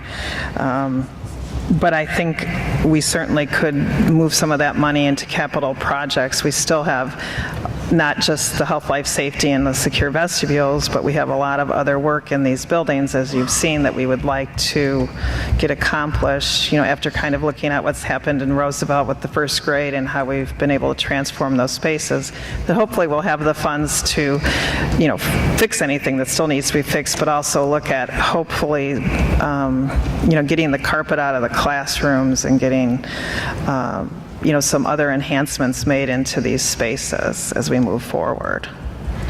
And we also have the Jefferson project looming. Right. Well, that's another story. Yes, that's another story. The 2018-19 budget, we have continued to develop and refine that. If you look at the back of the tons of paper with the new S that we have probably twice as many accounts, we included a tentative budget summary for 18-19 for you. And we're getting ready for our final adoption in September. The board last reviewed the budget on June 11th at our committee of the whole. We have been putting in final salaries and reviewing and reducing certain areas. We have all salaries in, and we have placeholders for some TAs that we still are working on hiring, are in with the exception of administrative raises. Benefits will adjust once we have all of them into the system, and we'll receive that information from the individual that handles our benefits in our department. We have left the $500 contingency in, as well as the $500,000, that'd be small, $500,000 contingency in the ed fund, as well as $500,000 in repair, maintenance, construction, operations, and maintenance. So we've been able, through adjusting the salaries, we didn't need as many of the regular teaching positions as we thought we would. We've come down by approximately $1.2 million since our June meeting. So we've had no remarkable increases. So we actually have a balanced budget showing an excess at the end of next year of about $500,000. In O&M, we were able to bring down $400,000 after talking with Chapman and Cutler, who advised us to move the 2019 architect fees into the capital projects fund. Those expenditures would be paid out of working cash bonds. All of our other funds have had no, there's been very small changes in those. So any questions now or between? What does the state still owe us? They owe us one payment from 17-18. So that's all they owe us right now. The evidence-based funding took out most of the categorical grants, so the money we still receive from the state is more of things, I think, related to our district. So if we have private tuition and that, it's really more dependent on what we have than a per pupil costs that we were being paid before by them. So we're hoping they'll catch up that last payment and potentially maybe this year make the 4 payments they owe us.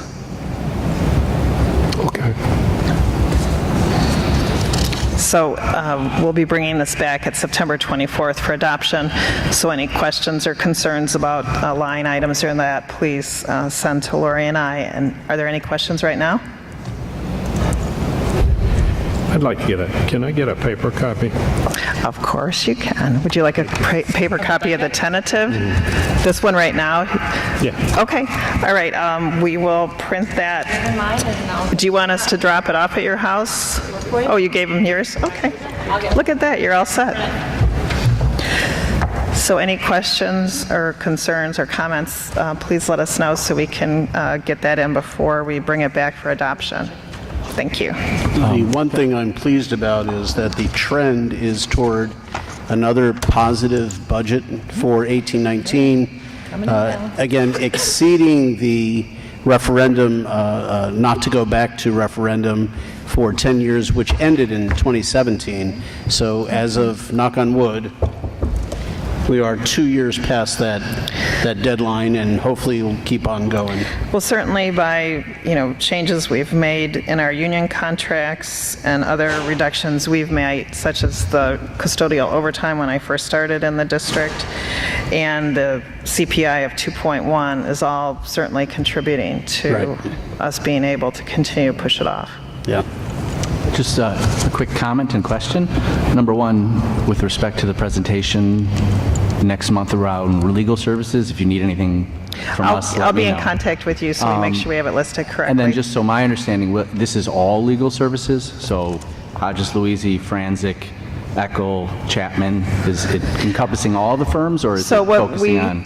What we currently use right now, or we used last year, was Hodges and Louisi, and then Franzik Sullivan for our PTAB objections. And the little tip work. Okay. And so I think that's the only two we use. We didn't have anything with Chapman and Cutler last year. So when that comes up, it's actually paid through our debt service. But yes, so we will. Thank you for reminding me. We'll include Franzik Sullivan too. And when will that conversation? September 24th. We're bringing that information back to the board. So. Student issues, contract issues, different things. I believe that's what the board would kind of like to see. Is that correct? Yeah. Kind of a it's already been breakdown by mentioned. area? It's already been mentioned that the legal costs are not insignificant. Correct. And we should have a public descriptor of what those costs are and where they're attributable to. So would it happen at that time, or? Yeah, it's what we'll bring you is from the 17-18 fiscal year. Hodges and Louisi has their bills broken down by the different areas, so it's pretty easy for us. And if this is something we want on an ongoing basis year to year, since it is a large expenditure, I'll have my accounts payable set it up so that she's tracking it by those areas so we can just very easily pull it out. It seems to me that there's so many areas, and maybe this is just overthinking it, but there's so many areas that district council participates in. And for instance, you can carve out FOIA response. Correct. You can carve out meetings. You can carve out opinions on other things. Employee issues. Yes, employee issues. Do you break it down? I know you're very specific on your categorizations, but do you break down the expenses in those categories similar to that, or do you just put it in one big bucket? In terms of the expenditure accounting, it's all together. The bill we receive for Hodges and Louisi is broken down into categories, much like you've just stated, and there are things that we spend money on, so like all our contracts are reviewed ahead of time, and this year, under advice of our insurance company, any bouncy houses have to comply with an amendment to their contract, and so that requires time. Looking at the Emerson Lights involves our attorney along with their attorneys, so there are a lot of other things where we're using attorneys that, yes, we have contracts, but maybe you're not aware of what that's costing the district. Would it be advantageous to the board to have not only the pool of the amount of money, but the actual breakdown? That's what I'm going to bring with you. We're going to bring the breakdowns, but is there a way to do a longitudinal analysis so we can see year to year? I don't know what your data is if you went back 2 years, let's say? We could go back over 2 years and look at that. They break it down very nicely for us. Oh. And forensic is... Administrative staff, we can run reports on our billing system broken to the individual matters within a half hour. So. And we have had to provide information for FOIAs before, and so it's actually very quick. So I'll be contacting you, Tony, so I make sure I have all the language correct, Some time too. ago, I asked if we could provide the public the cost, let's say 2017, 2018, the cost of FOIAs, the District 64, the labor cost, the actual expense, the printing cost. It's on the agenda tonight. Next agenda item. It's after press. It's A7. Coming right up. So when we look at, I wasn't involved in that report, but obviously when you guys look at it, if you want additional information, as always, we will refine what we're doing. You want to hold it? You want to take a break? If you don't mind. Not at all. Any further questions of Luann tonight on the budget update? As everybody knows, that the vote for the budget will be at our next regular meeting. So tonight, any further questions for Luann on any area of the budget? Not hearing any. Why don't we take 5 minutes and we'll go back into discussion of press issues. Before we take 5 minutes, I may have missed it. I may have been dozing off, but yes. A4, superintendent discussion of board committee points to consider. We're moving to September. We're going to move it to the next meeting. Until after our subcommittee, the board committee meets to talk about those points. Okay, and that had something that was specifically An for outgrowth of the 820 meeting. Okay, perfect. Thank you. No problem. About 9 points. Okay. Okay. I was just Talking about A6, which is in the updated agenda that was sent to us just a day or so ago. It is the action item for 818-7, approval of policies.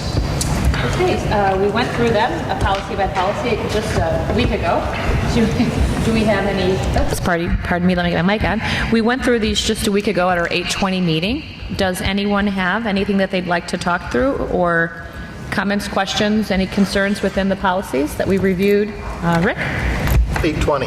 820, oh yeah. So do we need to have a motion before we can discuss these right now, or we don't have a motion on the table to approve them, so... Probably be more appropriate to make a motion and then do discussion. Yep. Yeah. So anybody want to make a motion, and then we'll have a second, and then we'll have discussion on it. I'll make the motion.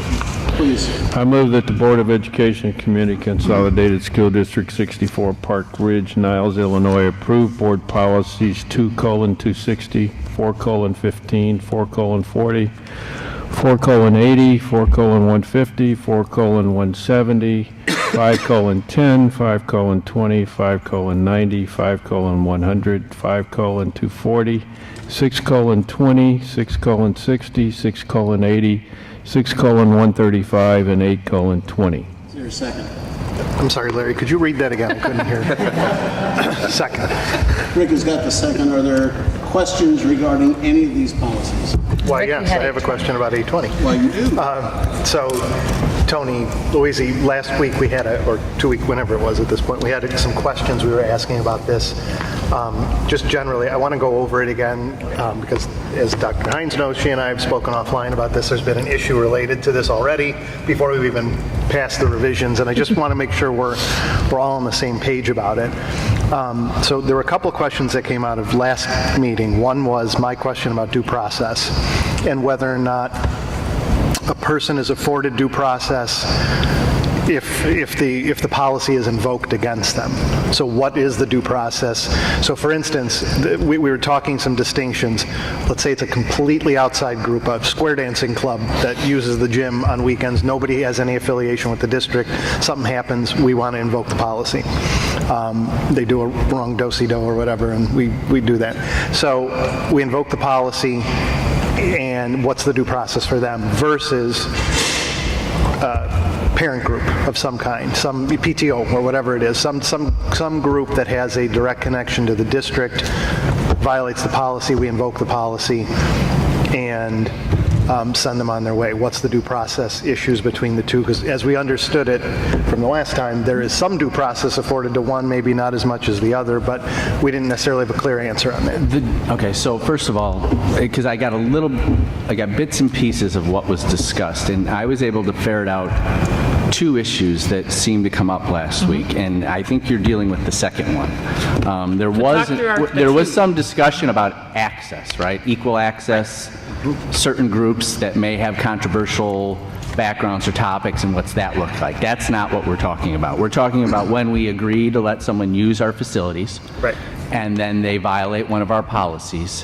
What, if any, due process are they required to have?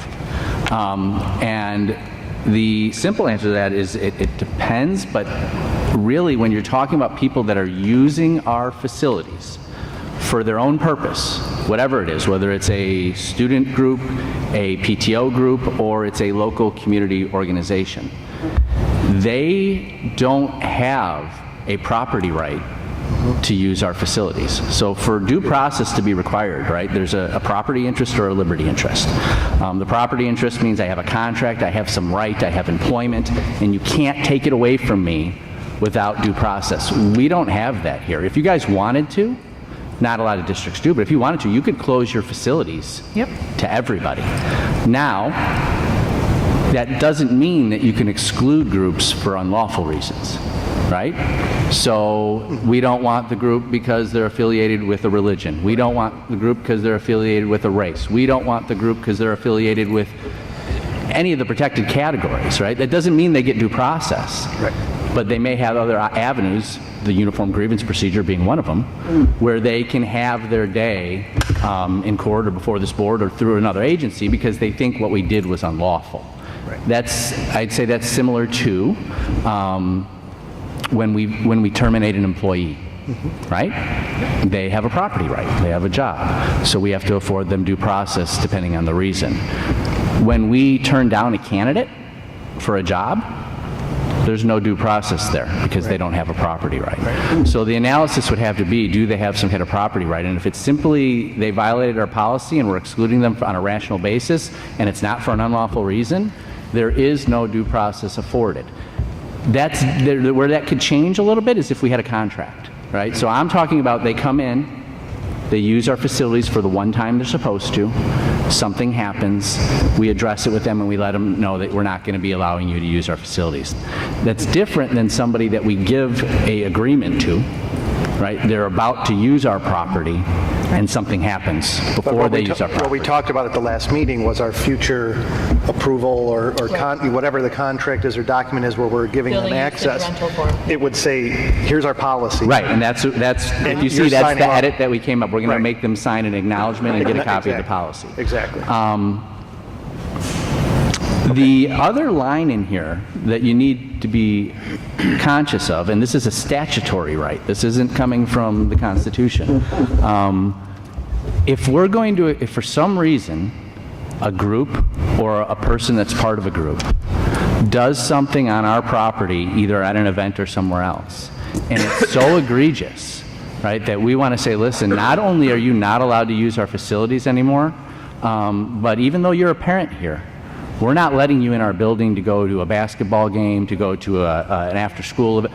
The school code has a provision for that that does afford a hearing, and that's in policy 830. Yeah. So what I did here is what I tried to do is pull in some of the stuff from 830 that addresses visitors that misbehave while they're here. And I also pulled that in case we do have an incident where it's so bad, we're saying you can't only not use our facilities, you can't come to a meeting. But they do have some due process rights, but that's from statute. That comes right out of the school code. And we have had that in the past. Because, quite frankly, what that statute addresses, again, is extracurriculars. Right. Even within that statute, we can't tell mom and dad, no, you can't come to a parent-teacher conference, or unless it's something really bad that happened. So even then, we're talking about what are people entitled to versus what is considered a privilege. Using our property is considered a privilege. It's our property. There's often a confusion, and you guys probably know this, between facilities that are owned by the public and public facilities. right?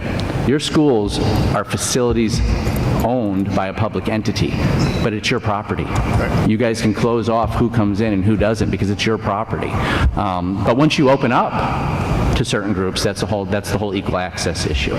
So, in most cases, that answers the question, because I think we were kind of wavering on it last time and weren't exactly sure. So the second question is related to who then invokes the policy and who carries it out. Okay. So Mr. Riles last meeting asked a pointed question about, can a principal, for instance, invoke the policy on the spot, say, you, Tony, violated 8.20, you can't come in today?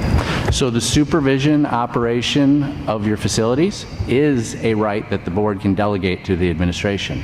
To the administration? Yeah, so that is a delegable duty that you can push down. It's actually in the statute under principal duties and superintendent duties that the oversight of facilities, which this would fall under, can be delegated to the superintendent. But that's up to you guys. But it cannot be delegated beyond the administration, right? So for instance, it can't be delegated to a PTO to invoke the policy.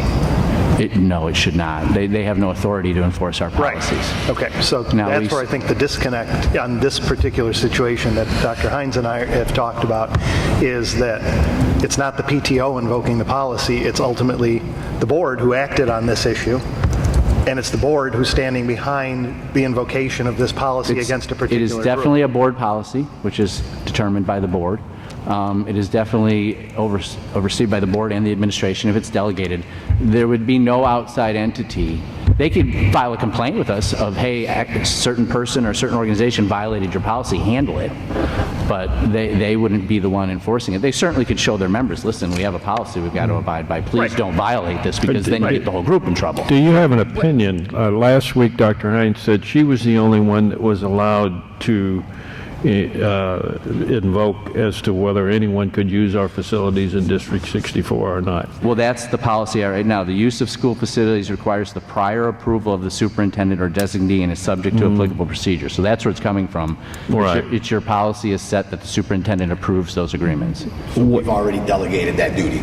Sure. The Only approval to the process. superintendent. Right. But back to my point is, I'm asking your opinion. Would you pass that down to administrators? Would you pass that down to principals of the various schools? Principals are typically asked to supervise and oversee their building. Right. And to make sure that people that are in their building, whether it's students, staff, or visitors, are conducting themselves appropriately. And if they do have to remove someone from the building, they have that right. Now, if it's for that instant, I think if the principal was going to say, listen, I'm removing you today and into the future, the best practice there, that would be some dialogue with the superintendent, and potentially if the superintendent thought it needed to come to the board level, would come to the board and talk to the board about it. Okay, so yeah, go ahead. With the language that we've added, it may be more clear that we can actually ask somebody not to participate or tell them that they can't. The existing language when this situation took place was not that clear, because when we initially started talking about this, because this has to do with the community use of the facilities, we were focused at the board table about whether or not we were going to allow this group to continue to use our facility. So the answer to that question after much board discussion was yes, if they followed a certain number of criteria that the board formulated. Certain things were going to have to be put in place. And that was initially approved by this group and a larger group that this group is kind of falling under. And then suddenly, within the last few days, a week or so, some of the board kind of must-haves in order for us to allow this group to use our facilities this year or for the future, were suddenly no longer going to be adhered to, only one of which had to do with a specific person or persons that were involved in the alcohol consumption at a school during a school function. And what Rick and I have been talking about is, and I still need clarity, is should the board tell that person? No, when this policy has to do with facilities. With this new language that we're hopefully going to approve tonight, does it say that in very uncertain terms that the board, whether it's that night, we can delegate the authority of the principal to eject somebody that is under the influence, or if it comes to us after the fact, which it did in this case, can we go back at that person and say the board says not only is this organization not going to use the facility, but you can't be part of the come into the production. Or you can use the facility, but only if this person doesn't participate. You, under your current policy and under the revised policy, the approval is at the discretion of the superintendent. So as long as you have a rational basis for why you're excluding or why you're approving, you could set conditions, you could not set conditions. We set conditions on people that use our facilities all the time, right? How much insurance they have to have, when they can use it, all those kinds of things. So if you had an issue and you wanted to set some additional conditions, your approval would be subject to them complying with those conditions. Whether or not that's the board doing that or the superintendent doing that, the principal, that's for you guys to decide here. The board usually adopts a policy, right? And then the policy is usually implemented by the administration. So in this particular case, without airing all the dirty laundry on camera right now, which we've effectively already done, is, the board spoke on this issue. I shouldn't say officially spoke. There was consensus on this issue by the board. I don't think we took a vote on it ever per se, but there was consensus. We directed the superintendent to carry out that directive. It was specifically with regard to a particular person as a result of an incident that occurred. And now the organization doesn't necessarily want to exclude that person. But my feeling is, and this, unless I'm mistaken, we've spoken. This board has spoken. That person is excluded. I don't care what they say about whether or not they're going to allow the person to participate. This board has spoken. Yeah. It's done. They violated the policy. The board has invoked it. It's done. 1 year. If they don't want to carry it out, that's their own duty. But you will enforce the policy. We will enforce the policy. On the day of the event, you will say, I'm sorry, Mr. or Mrs. Jones, whoever it is. We're not going to, this is private property and we're not going to be allowing you on. It's beyond the day though. This, there's a big run up and it's... Right, it's gotten into be a big mess right now. Okay. But I guess this is more of a philosophical conversation, I guess, for future on how we do this and what's the proper way to invoke this policy. But it seems to me the board's got to take official action, if nothing else. If we were made aware of a situation where there's a person or a group, something happens, the board has to take official action on it, say there was a violation of this policy, the board is now invoking it against person A or group B, and that's it. You're now charged with carrying that out or enforcing whether or not it's by way of official action or by a directive from the board. Doesn't matter. It doesn't matter. I'm not saying you need official board action to exclude. Your action is adopting this policy. And then if best practices, if we have a controversial issue, I'm sure Dr. Hines is going to update the board because even if she has the authority to do it and she knows it's going to work its way to you guys, typically it's probably best practice to let you guys know. So should we have, I mean, I know certainly not in the policy, but should we have a best practice for how this is carried out? Because it's a bit of a unique scenario here where, as Larry pointed out, if it's a one-off situation where it's on the spot, the principal does have authority to invoke the policy and carry it out against a particular person or group on the spot. And then if it's a longer-term restriction for that person or group, then it's got to go to the superintendent, who either brings the board in or doesn't, has the authority to do it herself, and we go from there. This goes on, I think, to an ongoing debate of what goes in policy and what goes in procedure. You want to make sure best practice for policies is that they are general enough and give you enough discretion to be able to maneuver when different things come up case by case. If you try to draft a policy that's going to hit every possible thing, it's not going to happen. Administrative procedures are usually used for the more detailed, specific items because, number one, you can change them more easier if things come up. They don't have to go through the normal board policy. But at the same time, it just also sets forth, how we're going to operate, so you're not doing it on an ad hoc kind of basis. So you'll see, for example, on some school districts, again, I've said this before, there'll be a procedure attached to this. So at the bottom, a link that says go to this procedure, and this will set forth what the board and the administration have come up with how we will handle these issues. So I guess just from listening to this, it just seems that just from listening to this, it seems like there just has to be something somewhere that says the principals will act on behalf of the superintendent and in carrying out board policy. And if that is located someplace, it's a fait accompli. So Tony, and I don't have the policies in front of me. Oh, you've got that. Well, yeah, I got that one. The list of policies, I don't have the big thing off the website, but I guess I can find it if I keep looking here. What do you need? There are several policies, I think, that you already have that have that sentence that says, listen, it's promulgated or delegated to the superintendent or designee to enforce. I mean, you can add something like that, but that often goes without saying. But you certainly can clarify it by adding that. And then I think the other thing that if we're going to make it as clear as we can, but still, leave enough maneuverability because each situation would be different. What we added in red, I think, gets at it a little bit better than the existing 820 did. If you look towards the middle of the red paragraph, prohibited by this policy is also subject to being denied admission to school events or meetings. It's participation in, it's the ability to chair something. Well, that's the school code provision. That is right out of the school code that you can exclude somebody for up to a year. And when I say by the procedure set for in 830, if you go to 830, it's a hearing. Okay. So that is a due process hearing. What I do need some feedback on is, you see, I've marked that last sentence as optional. Right.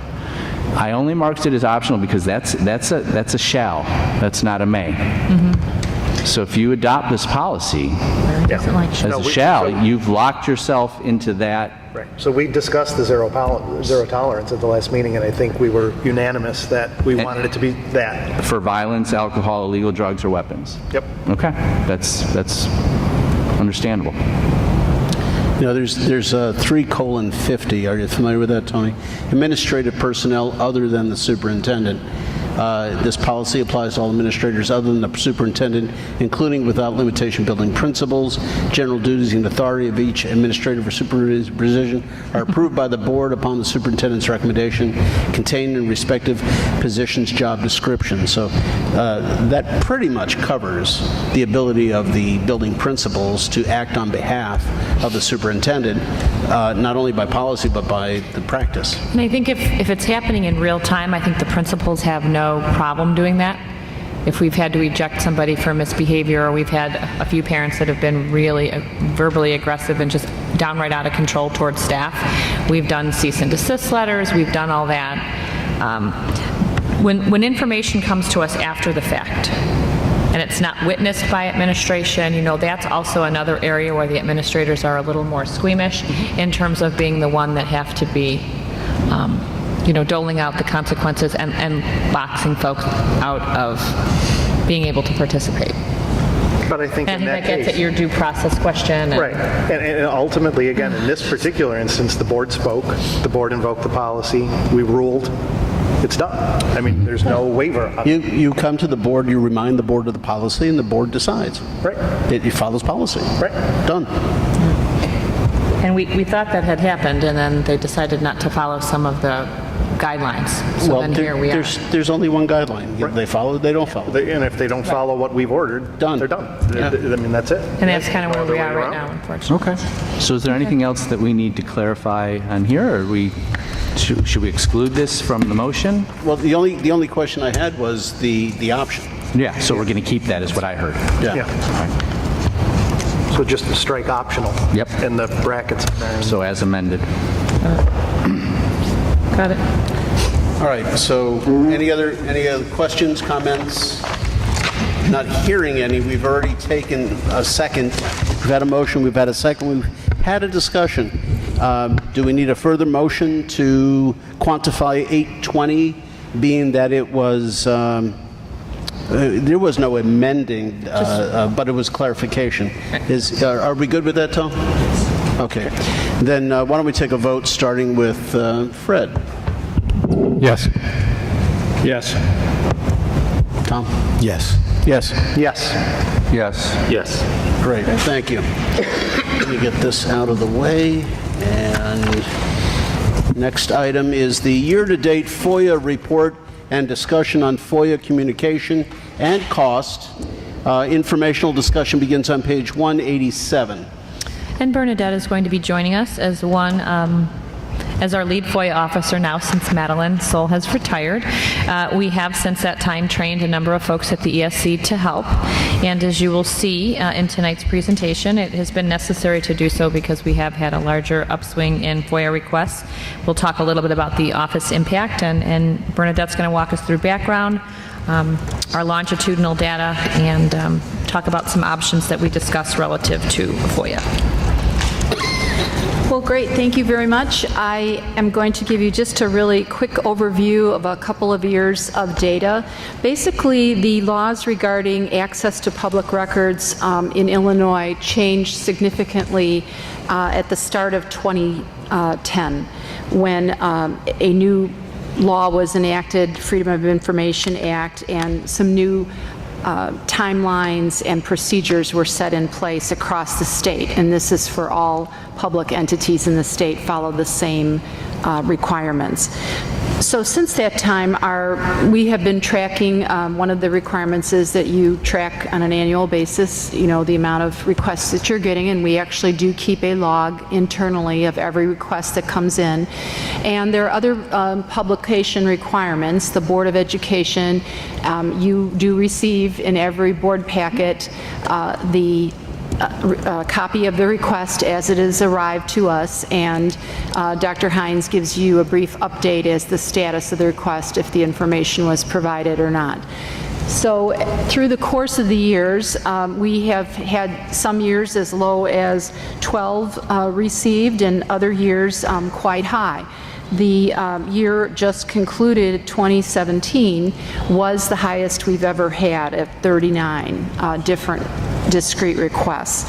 This year looks like we're going to surpass it. We're already at, this report was written at 36, and I pressed print and the 37th one arrived. So we're actually at 37, and we're beyond the halfway point, but we still have several full months here that we may exceed the total we had in previous years. The FOIA calendar runs slightly differently. Can you make sure the board knows how the FOIA calendar runs? Certainly. So the day it arrives to us is 0, and then we have 5 business days thereafter to comply. That's for a typical request. It's different for a commercial request where we have 21 days.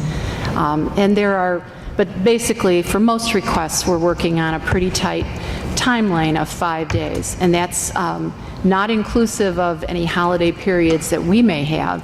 So it's only a state of Illinois holiday might be counted, but not a break period. So we continue that even if something arrives over our winter break, spring break, summer, it doesn't matter. We're keep rolling.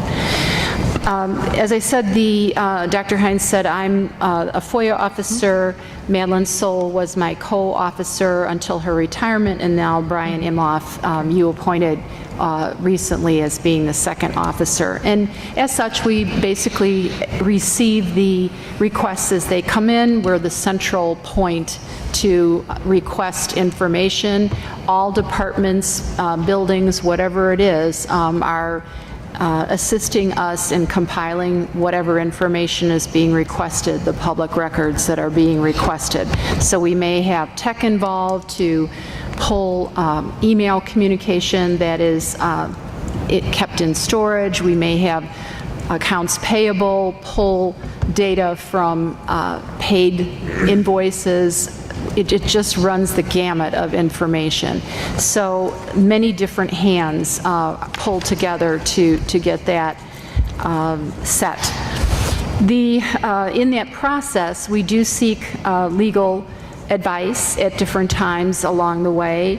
There are many exemptions and also requirements and many different laws that may be overlaid depending on the type of records.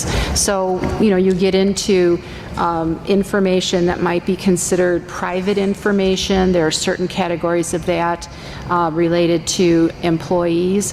But again, it's a very specific and narrow things that are exempt from that. Invasion of personal privacy is another exemption. There may be internal drafts. There may be account numbers on bills that are considered proprietary to us, and we wouldn't want person to know our particular account number. There are all kinds of things that may fall into an exemption, and we do call upon our legal counsel to guide us through some of that. They also help in reviewing and redacting documents for public disclosure, and again, FOIA goes on the basis that everything is open to the public and you only redact information if it fits into one of these very narrow categories that can be excluded by different overlapping levels of law. And I have legal counsel sitting here who could give you more on that if we want to go down that road. But just in general, that's what they are helping us with. We this year also called upon our legal counsel to come out and give a 2-hour seminar to a expanded group of ESC staff members, because our departments are the ones called upon most frequently to assist in compiling various types of data. We've had a number of new people come into our organization, and it's really good for a variety of people to understand the importance of meeting the timeline and also understand what they're being asked to do, why they're doing it, and to have some information about how FOIA operates in general.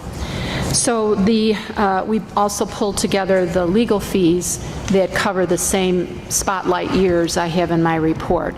And again, it's not so much the volume, it can be just the complexity of what the request is and the type of scrutiny that goes into the records that are being reviewed. And that will drive the legal fees.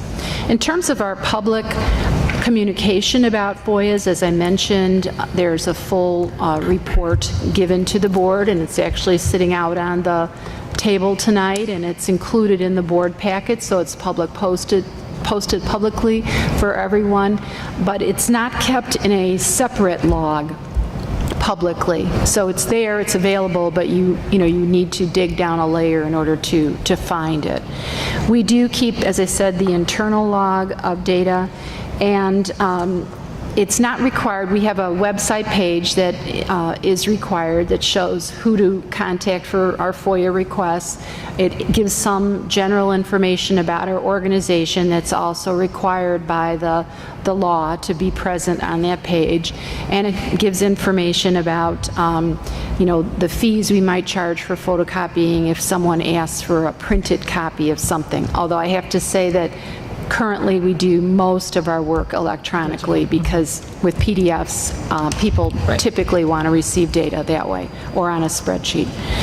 So I did pull together some samples of my colleagues at different districts to kind of give a feeling for the range of ways people place information on their websites. If we wanted to go further to place a public log on the website, keeping in mind that that is not required, we are doing absolutely, actually being very forthright about placing the FOIA requests, a copy of them in the board packet, and therefore it's on the table and it's on our website that way. But we don't have to go further than that. So anything that we might choose to do as a next step would be at the discretion of the board and what further you might want to consider doing. Do you often get FOIA requests requesting the same information from two different parties? Rarely, no. I would say not. That we would have someone backtracking over the same data, wanting the exact same thing. We've had a couple, though, this year where they have wanted one organization we've already sent something to, and then we can use some of that information with a crossover. Well, if it's posted, then it's like, hey, it's posted already. Well, we do have requests that they're asking for information that is already available on our website. And so in that case, we're able to it's really quick and easy, because then we write, your request is granted, here's the link, it's on the website. So would that potentially be one of the reasons why from 15 to 18 you guys have found a way to make the cost of these FOIAs considerably less?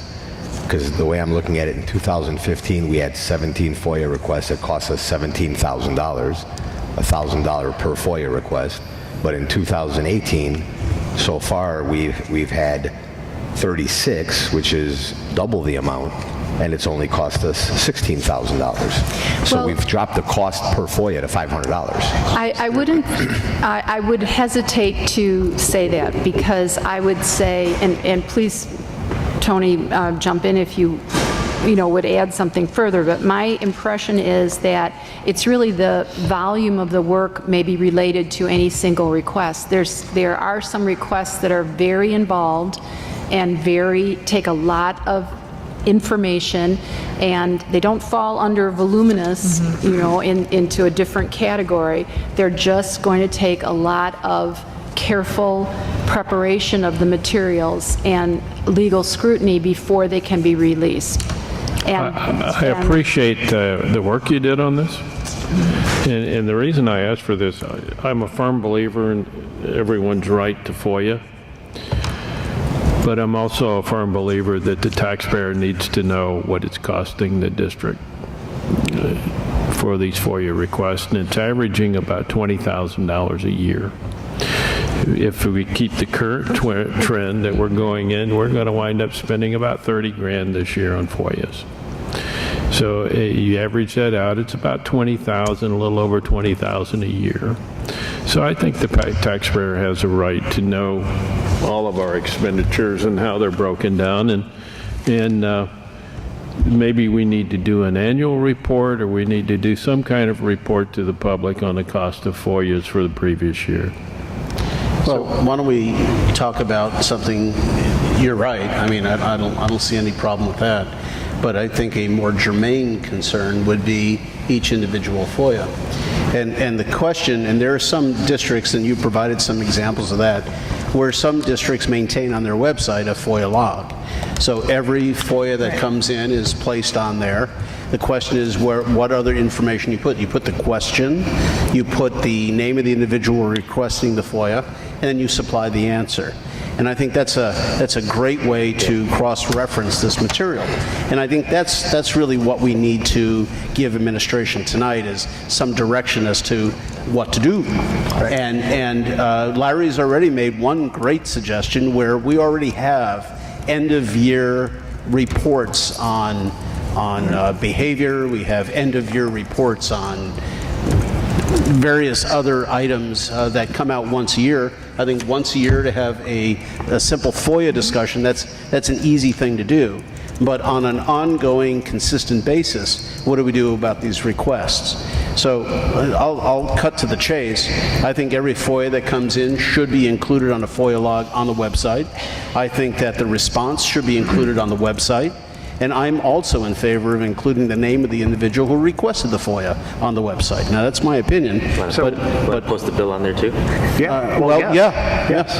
I mean, so I have a couple of questions, because one thing that's missing from the report is, and I'm not sure that we can do it, is our labor, because it's a fallacy to think that in 2017 it only cost us $19,000. That's Exactly. your bill. Right. It's probably at least that for her bill, And everybody else, all the time to do it. Yeah, and all the lost people. production. What might be more germane, Rick, you may not be able to come up with the cost, but you might be able to come up with the hours. Hours, exactly. If nothing else, it took us 10 hours to do this. I totally agree. You're right. Often the most, in addition to going through and redacting things that must be redacted, a lot of times, a lot of the labor is on you guys, of us telling you, here's what you need to go get, start collecting it, start pulling it, run emails, whatever it is, and they, I'm sure, spend all kinds of times culling and gathering that. There are times where nothing else gets done. Yeah. So question. So, let me just finish this one.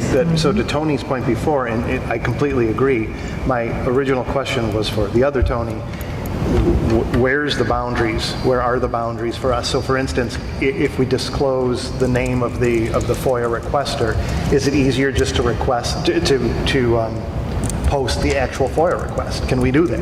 Yes. Do we have to redact anything on it? What are the parameters for us being able to do that? You can definitely post the FOIA request. As received. If for some reason, though, the FOIA requester included something highly confidential, we might want to redact it. But again, they're a FOIA requester, so I don't know what obligations we have. With our employees or with our students, we have obligations of what we can release for a FOIA requester. But a We have FOIA... been, But you also remember, FOIA requesters are allowed to file FOIAs anonymously. Well, I was going to say, isn't a FOIA request itself FOIA-able? Yes. Yes, it is. So, I mean, other than personally identifiable information for a student, it's FOIA-able anyway. It's a public document at that point if it's sent to the public body. The FOIA for FOIAs comes in all the time.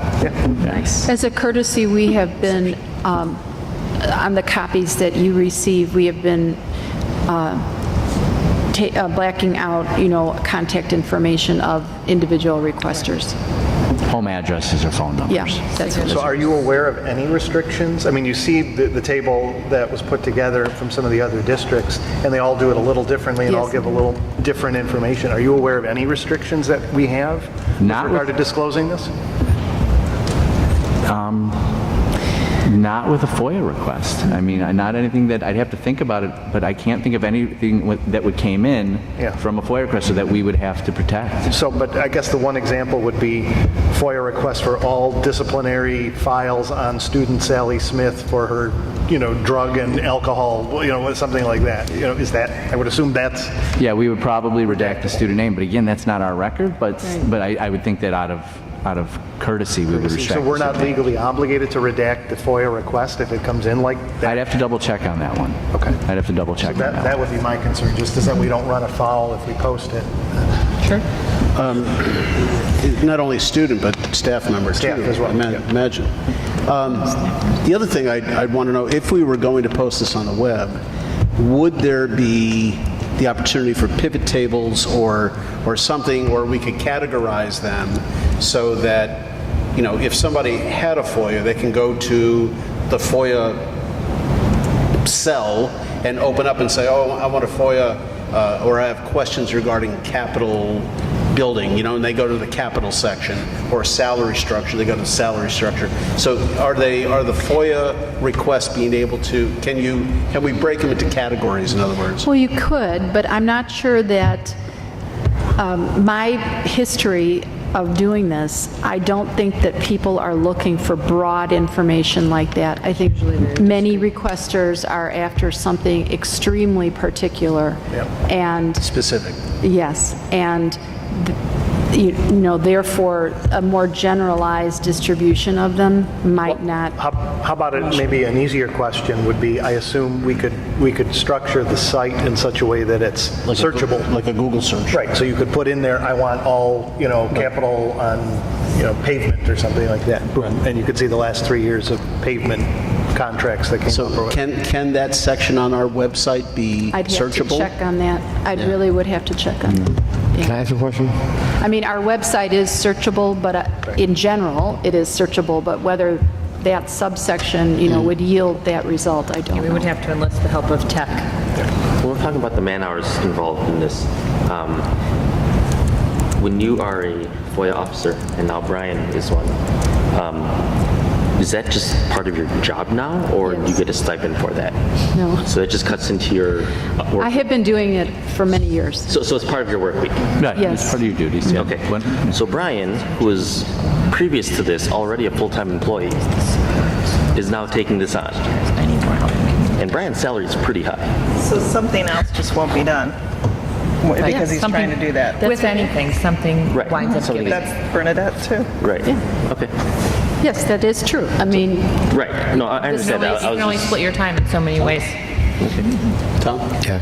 So I understand the purpose of putting this stuff on our website. It gives whoever is out there looking for information a avenue to be able to go get it, potentially saving them the hassle of putting together a FOIA and us the man hours, the person hours of having to respond to a FOIA. So that's the general idea. So if that's the general idea, what's the purpose of when we post the FOIA, why not black out who requested it, and why bother posting how much it costs? Not quite sure what the point of those two would be. I mean, ultimately my fear is if we start posting the FOIAs with who posted them, we're going to now start getting a gazillion FOIAs anonymously. Well, I mean, Tom, And now we'll be for dealing instance, with- Edgar County Watchdogs is notorious for hitting, they get a school district or a community consolidated, community college district in their crosshairs, and they will hammer them with FOIAs. They weaponize FOIA. Until they literally have to put 2 or 3 full-time people on staff to do it. And the public has a right to know who's doing it. But the public won't know if those FOIAs start coming in anonymously. They're not coming in anonymously. But they can. FOIAs are allowed to be anonymous. And if we start I've had one. I've had one anonymous. You've had one now because they're not. We haven't made them available to the world as to who's. But if we start putting them on our website for everybody to see, and people know. I mean, if I knew that FOIAs were on the D64 website, and I was planning on FOIAing 75 times just to piss you guys off or piss us off, I would start doing them anonymously, so that my name wouldn't be there. And Are we obligated to respond to a FOIA if it's not? If it's anonymous? Yes. Anonymous? Yes, absolutely. Well, here's what's interesting about that, because I was the FOIA officer at District 113, and I think I was the one that initially brought this to the PAC, and our firm actually was successful in it. When someone anonymously or uses a fake name files a FOIA, if you want to eventually find out who that person is, you would deny the FOIA and hope that they appeal to the PAC, and the PAC makes the FOIA requester release their name. And if they don't release their name, they will not process the appeal, which is a very good way to ferret out if you do have somebody that's abusing you. The name was J.O. Matisse was the alias that the gentleman used, and just peppered us week by week by week. And I finally said, we're going to challenge this and take it to the PAC. And it was nice. The PAC actually said, listen, either disclose who you are or I'm not responding to your appeal. Okay, so there is an avenue for us if we start getting multiple anonymous or multiple fake names. Well, there's an avenue to find out who the person is. Right. Well, the person will have a choice to disclose their name at that point, at which point then we need to most likely comply. Okay. I started this whole discussion, and I wanted labor costs added to this for the purpose of transparency to the public. And that's all this was about. That anytime we can find an opportunity or seek out an opportunity to be more transparent to the taxpayer, we need to take it. And this absolutely information needs to get out to the taxpayer. Yeah, and I do labor cost, legal cost, whatever the cost is of a FOIA needs to get to the taxpayer. I do think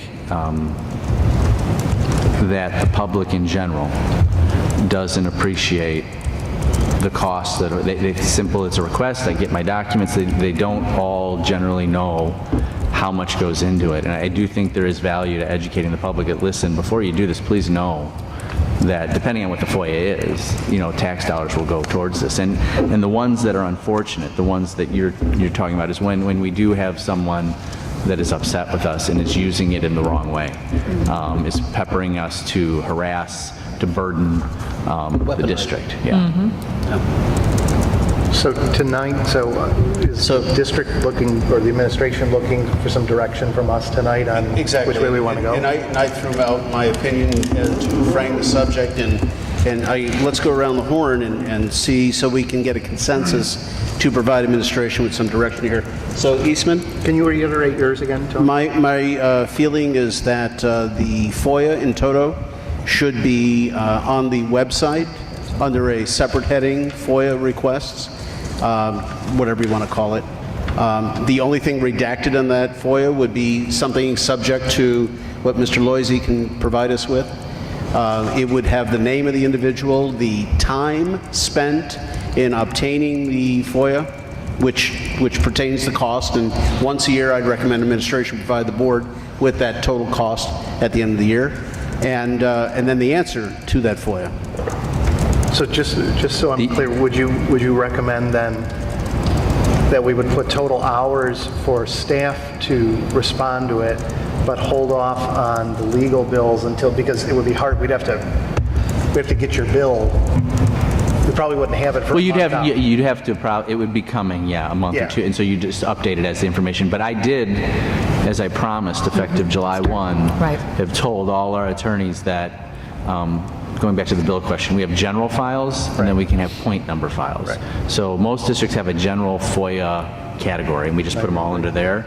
For your district, I directed our office to actually open up a separate file, point number, for every FOIA that came in. So you can call me and say, Mr. Luisi, I want to know how much this FOIA cost, and we can simply run a report instead of having to go through all your bills. And So it could be a month off, right? You could just it will be 30 days late. It will be 30 to 60 days in the rears that you'll get. So let me ask you, are there ever, let's say a FOIA comes in, you all have to adjudicate it, and then a month later, something else with the same FOIA pops up, and there's an extra amount due. Has that ever happened, or No, once it's done, what typically happens is you issue the FOIA response and it's appealed. And they have certain, and then you'll get the notice from the public access counselor at the Attorney General saying that your decision has been appealed. Please provide us with all the access unredacted records, and then they can go through and decide whether or not we've appropriately applied exemptions or chosen not to disclose. So there's some. So there's more bills, there's more legal. You're talking about like that process can be from 90 days to, I think I'm still waiting 2 years on some of the response, yeah. There have been some that we haven't heard. So I'm wondering, Rick, if at the end of the year, we can have the amount. Right. And just have the hours spent. I agree, because it's going to be a nightmare for her keeping track of it. And that's just going to add to the burden of FOIA. Right, and that's not the goal of this. I mean, what seems to be a nice bright line rule is how much did it cost to process the FOIA and release the documents? If someone appeals afterwards, it's going to be really hard. Different. Yeah, that's almost like litigation is starting. Yeah, we can now, put, and you don't know. We can put the attorney's fees for what he just mentioned, and that would happen within a month of the FOIA. That's what we're saying, 60 days. So we could put those attorney's fees and then just a little parentheses saying additional fees for any appeals, blah, blah, blah, or whatever. Well, how about this? For fees, I like the hours per FOIA, but we can also have a line on there, a running total of, and we can break them down at the end of the year and have a little bit more detailed information. But, as far as fees go, since they're going to be 30, 60 days out, I mean, just have a little figure there, a year-to-date FOIA figure for legal. That way, it'll keep everybody up to date and abreast with everything: time, cost, requests. Yeah, works. Well, So Eastman. It makes sense to me to have it on the website. Whether or not we list the person's name on there, I understand keeping it anonymous in general, because the purpose is to keep track of the expenses, not necessarily to put someone in the stockades, so to speak, of look who's costing us money. But we do expose ourselves to the possibility of people abusing it, right? If it's And it has been. But no, I agree with posting on the website in general. So you're a yes to the website? Yes. And Mark? I concur with you, Tony. I believe that it's imperative that we have all the facts out there, and regardless of whether or not we agree that we want to have the name redacted or not, I personally believe that we should have the actual FOIA request for everybody to observe and evaluate. Right. And I also think that we should have the costs associated with that on there as well. Just to be clear, the only thing I want redacted is anything that we shouldn't put on there by law. Right. Right. Yeah. Yeah, I agree with both of you. I'd like to see the full FOIA request rather than just the name, because I think the full FOIA request is relevant to the public as well. Tom? Initially, I was concerned about having the name of the FOIA requester on there. However, I also don't want to be put in a position where if someone does abuse it, we then go and release that person's name for abusing it, and then we're being selective as to who we're releasing and not. So to keep everything nice and clean and easy, I think we should just put the FOIA request on there without redacting anything unless there's a legal reason to redact it. So I agree to move forward with that provision. Great. Larry? Well, my original intent was, like I said, transparency and get the cost of every FOIA out there. And I would prefer there was a way to convert those hours into dollar amounts. But I don't want someone adding more time trying to figure out the hour amounts. So I say, yeah, post the FOIAs and post the names and put the full FOIA out there in the public and put the rolling up cost of every FOIA.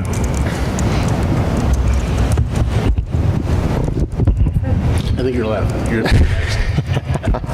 I too ran on transparency, and I think the approach that you've outlined satisfies our duty. Great. Well, eventually we could find the actual dollar total, right? In the end? Like by the end of the year, it should be. Oh, yeah. Well, yeah. At least Well, we keep ballpark. these figures. There'll be a running total. Right. And at the end of the year, we'll have a full report. Okay. All right. Thank you, Bernadette. Thank you. Next item is the approval of the recommended personnel report. It's an action item, begins on page 190. Joel? Would this be the last? No, there's more coming? TAs. Yeah. Sorry.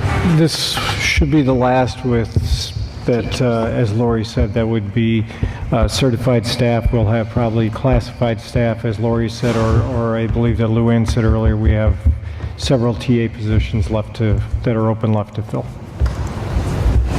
So you're going to take about a month vacation after the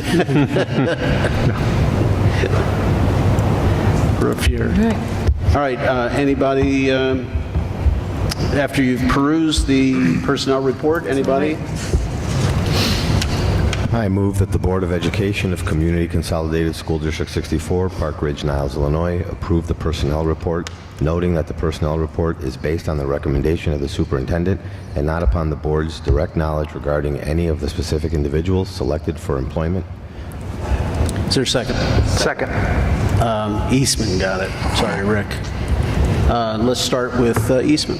Yes. Yes. Yes. Yes. Yes. Yes. Yes. Okay, next item is the agenda item located beginning on page 192, and a motion is on page 192. The prevailing wage issue is found on page 233. Questions, comments? Our annual Fun Fest. What's that? Our annual Fun Fest. Are we sure? Do we want to break out the prevailing wage thing, or do we not want to? Prevailing wage is not anything I enjoy, but I've read the citations, and I don't think we have a choice. But I don't like it. So, any comments? And Rick, if you want to pull her out, I mean, that's fine. Make the motion. No, I mean, everybody knows where I am on it. So Oh, I'm I right think a there lot of with us you, are. but I also I've seen the Supreme Court, the Appellate Court, and I've seen the Civil Court. And it is what it is. So, we're waiting for a motion. I move that the Board of Education of Community Consolidated School District 64, Park Ridge, Niles, Illinois, approve the consent agenda for August 27, 2018, which includes bills, payrolls, and benefits, approval of resolution number 1209 for prevailing wage, approval of resolution 1210 regarding the school district to pay certain invoices prior to the board approval at September 24, 2018, regular board meeting, and the destruction of audio closed recordings of which there are none. Is there a second?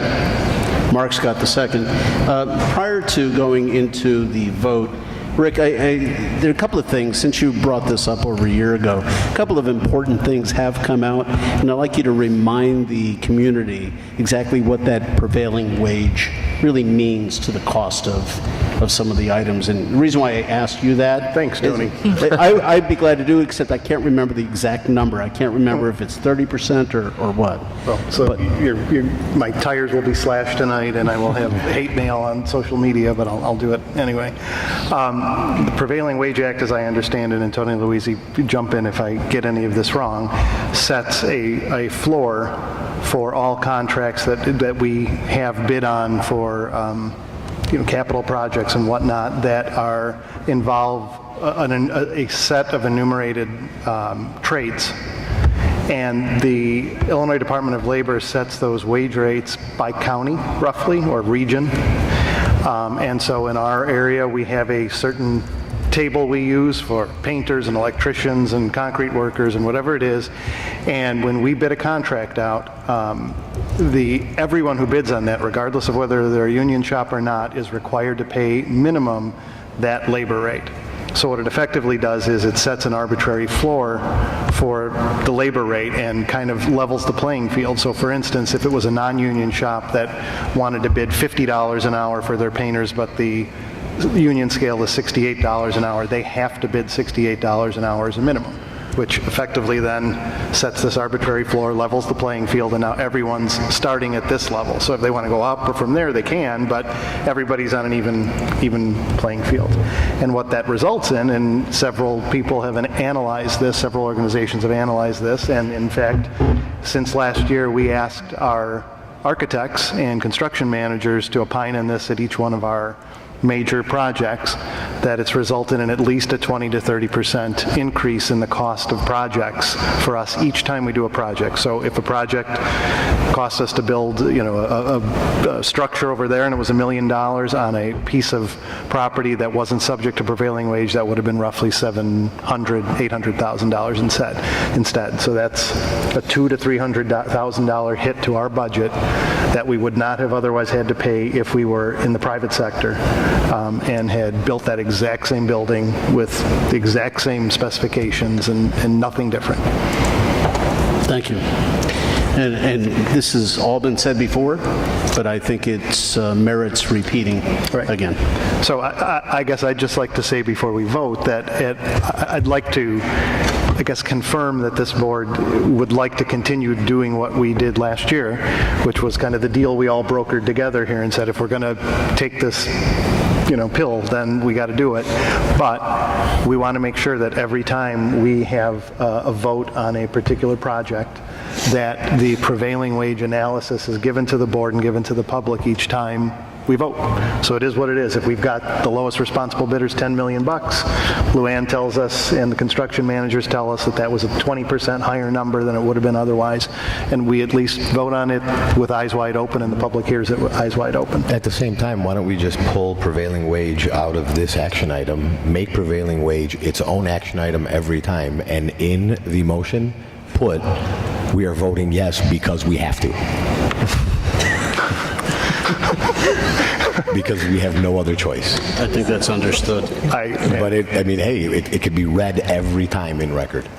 I want to make a comment, and I want this to go out to whatever public is still here, that I've attended meetings in other districts where I've lived, and the 207 meetings where they discuss projects and money, and I always ask them to give me some idea of what this project would cost us were we not under prevailing wage. And of course, the superintendent of 207, he sees me out in the audience. Okay, Larry, it's your turn. Go ahead and ask the question because it's coming up. And I want to encourage the public to ask that same question every time you're in front of a public entity or a public body and they start talking about spending your money. I want you to ask them, what would it cost us if we weren't under the rule of prevailing wage? Last year, you're talking about people knocking on your door and stuff. I voted no for prevailing wage last year on this board. It's hard for me to stomach a guy painting a stripe on a piece of asphalt at $60 an hour. It's just hard to swallow. But we're strapped, and we're going to have to suck it up, I guess. But I need to make that comment every year on prevailing wage, and I want the public to please go out and ask the questions on every project. Okay. Any further comments? And if not, no motion changes, so let's start with Fred. Yes. Yes. Yes. That's even more so. Yeah. Yes. Unfortunately, yes. Yes. All right, thank you all for that. Next item is the approval of minutes, action item beginning on page 246. Suggestions, alterations, deletions, subtractions? Not hearing any. Can I have a motion, please? I move that the Board of Education of Community Consolidated School District 64, Park Ridge, Niles, Illinois, approve the minutes from the regular board meeting on June 25th, 2018, regular board meeting on July 9th, 2018, and special board meeting on August 7th, 2018. Is there a second? Second. Rick's got that one. Okay, let's start with Eastman. Back to you. I can vote, I can say present. Yes, you can. For the 25th and yes for the other two. Well, then we have to break them out. So, well, So let's go with yes for, no, present for now. I'm sorry? Let's say present for now, and then we'll see if we need to break it out later. Well, were you present at any of those? July 9 and August 7. Okay. He could abstain from the whole vote, and if 6 of us still pass it, or actually 4 of us, we're still fine. So just you're abstaining for the vote? Correct. Yeah. Okay. Yes. Yes. Yes. Present. Yes. Yes.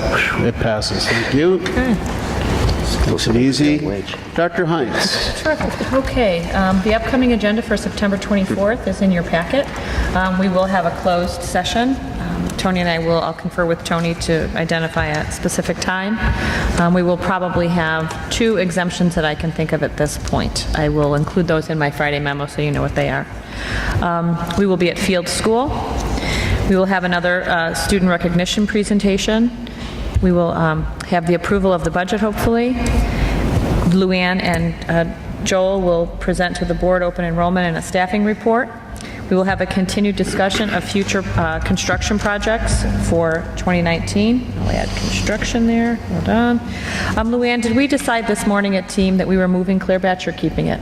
We were going to keep it, right? For September 24th. I thought we were moving it? October. I had a question mark, so we'll move that one just so the board knows to October. Lori, you were doing a middle school review committee update. We will add SPED committee discussion relative to those 10 points and the things that we talked about earlier today.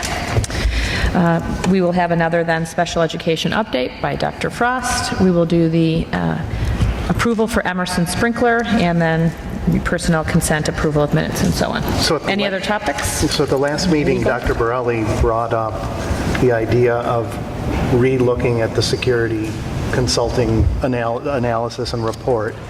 When do we think we'll be ready to at least have that initial conversation again? I can tell you what we've been working on, and another thing I want to add the legal conversation, so we're going to add that to September. When we met at team this morning, and we were kind of forecasting future topics to review with Tony, we thought October would be a good time, and here's why. Luann and I have a meeting scheduled September 10th with one of the firms that we're using from Northbrook and Tier 1 Tactical. They're coming back September 12th. NIPSA? No, NIPSA. It's District 27, their township work.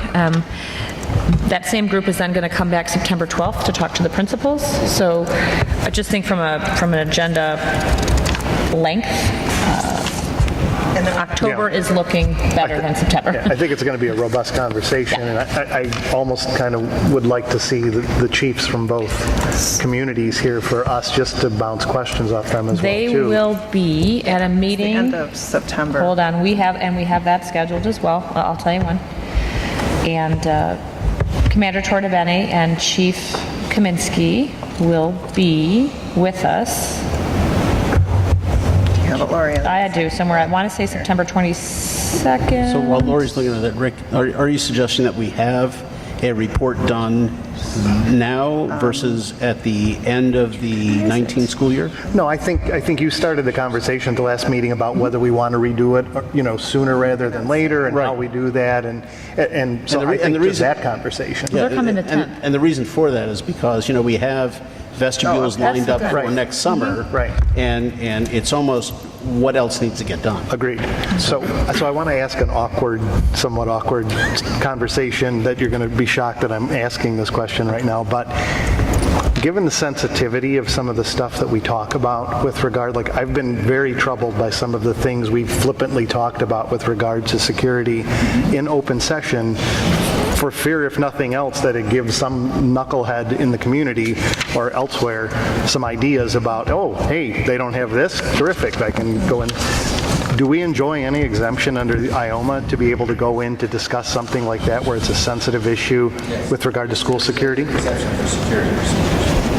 Okay, so I believe it or not, mark this down as the one time in history, I'm going to recommend that we do some of this in closed session, because I think, again, if we need to be able to talk candidly about it, I'm not comfortable doing that on camera. And Tony, maybe you can think about that between now and October and see how we guide that discussion. It's like why we don't share the full reader. Right. But Mark, we've said some things kind of just out loud that I bristled when I heard it, and like, hey, I don't think we should say that. August 27th, 2018. Mark it down. Call Trisna. Yeah, the exception is security procedures, school building safety and security, and the use of personnel and equipment to respond to an actual threatened or reasonably potential danger to the safety of employees, students, staff, public or public property. So that's Number 8. It's C8, right? 2C8. It's troubling that you know. Since we're talking about security and stuff, when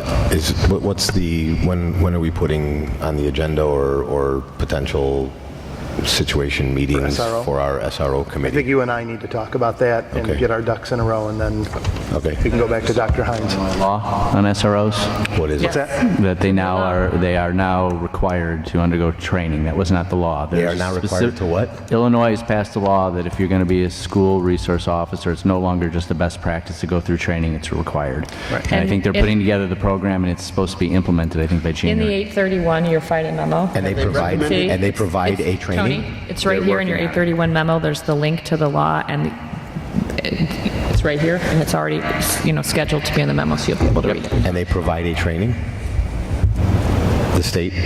Do they recommend what kind of training? Since they're requiring Let's it. go through it. I think they've passed the law, and now they're putting together the rules. Oh, that's great.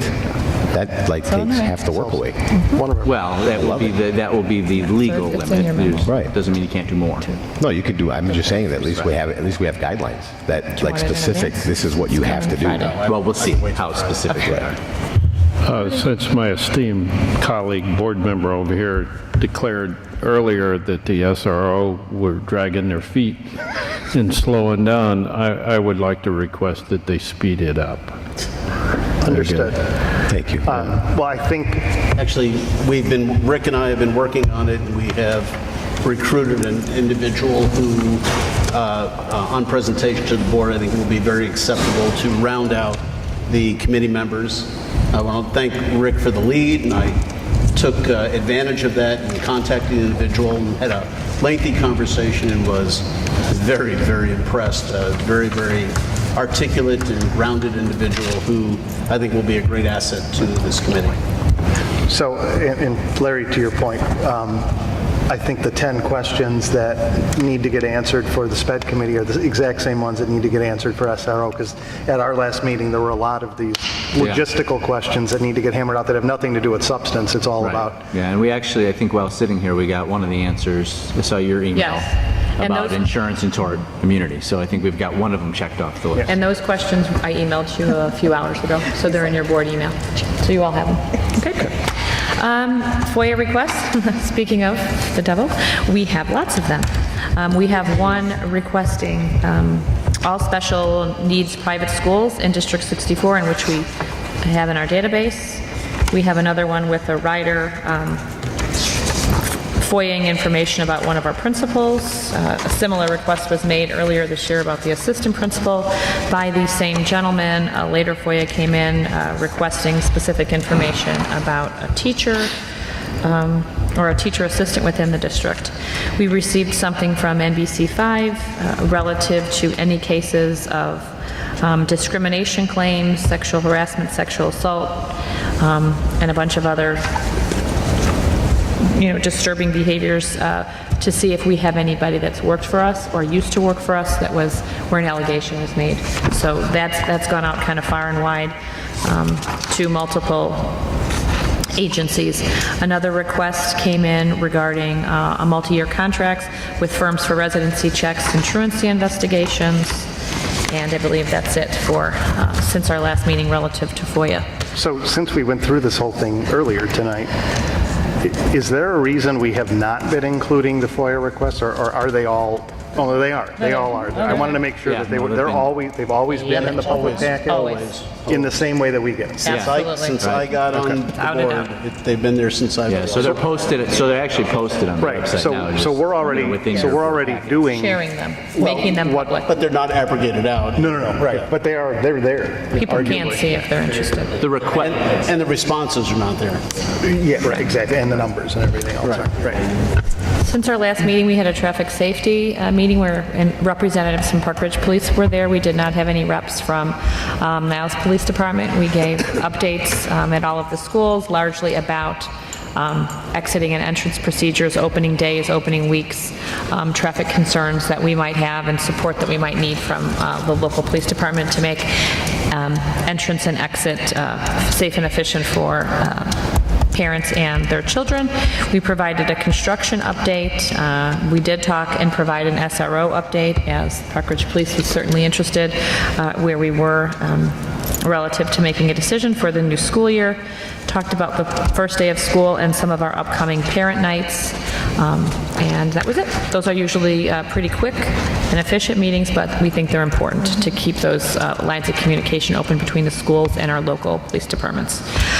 Within your packet, you will find a memo of information about the 2019 school board election. Every time during an election season, we host an ABCs of school board service for any folks that might be interested in learning more about what it entails to be on a board, what it entails to run for a board. And we have some tentative dates that we've listed here.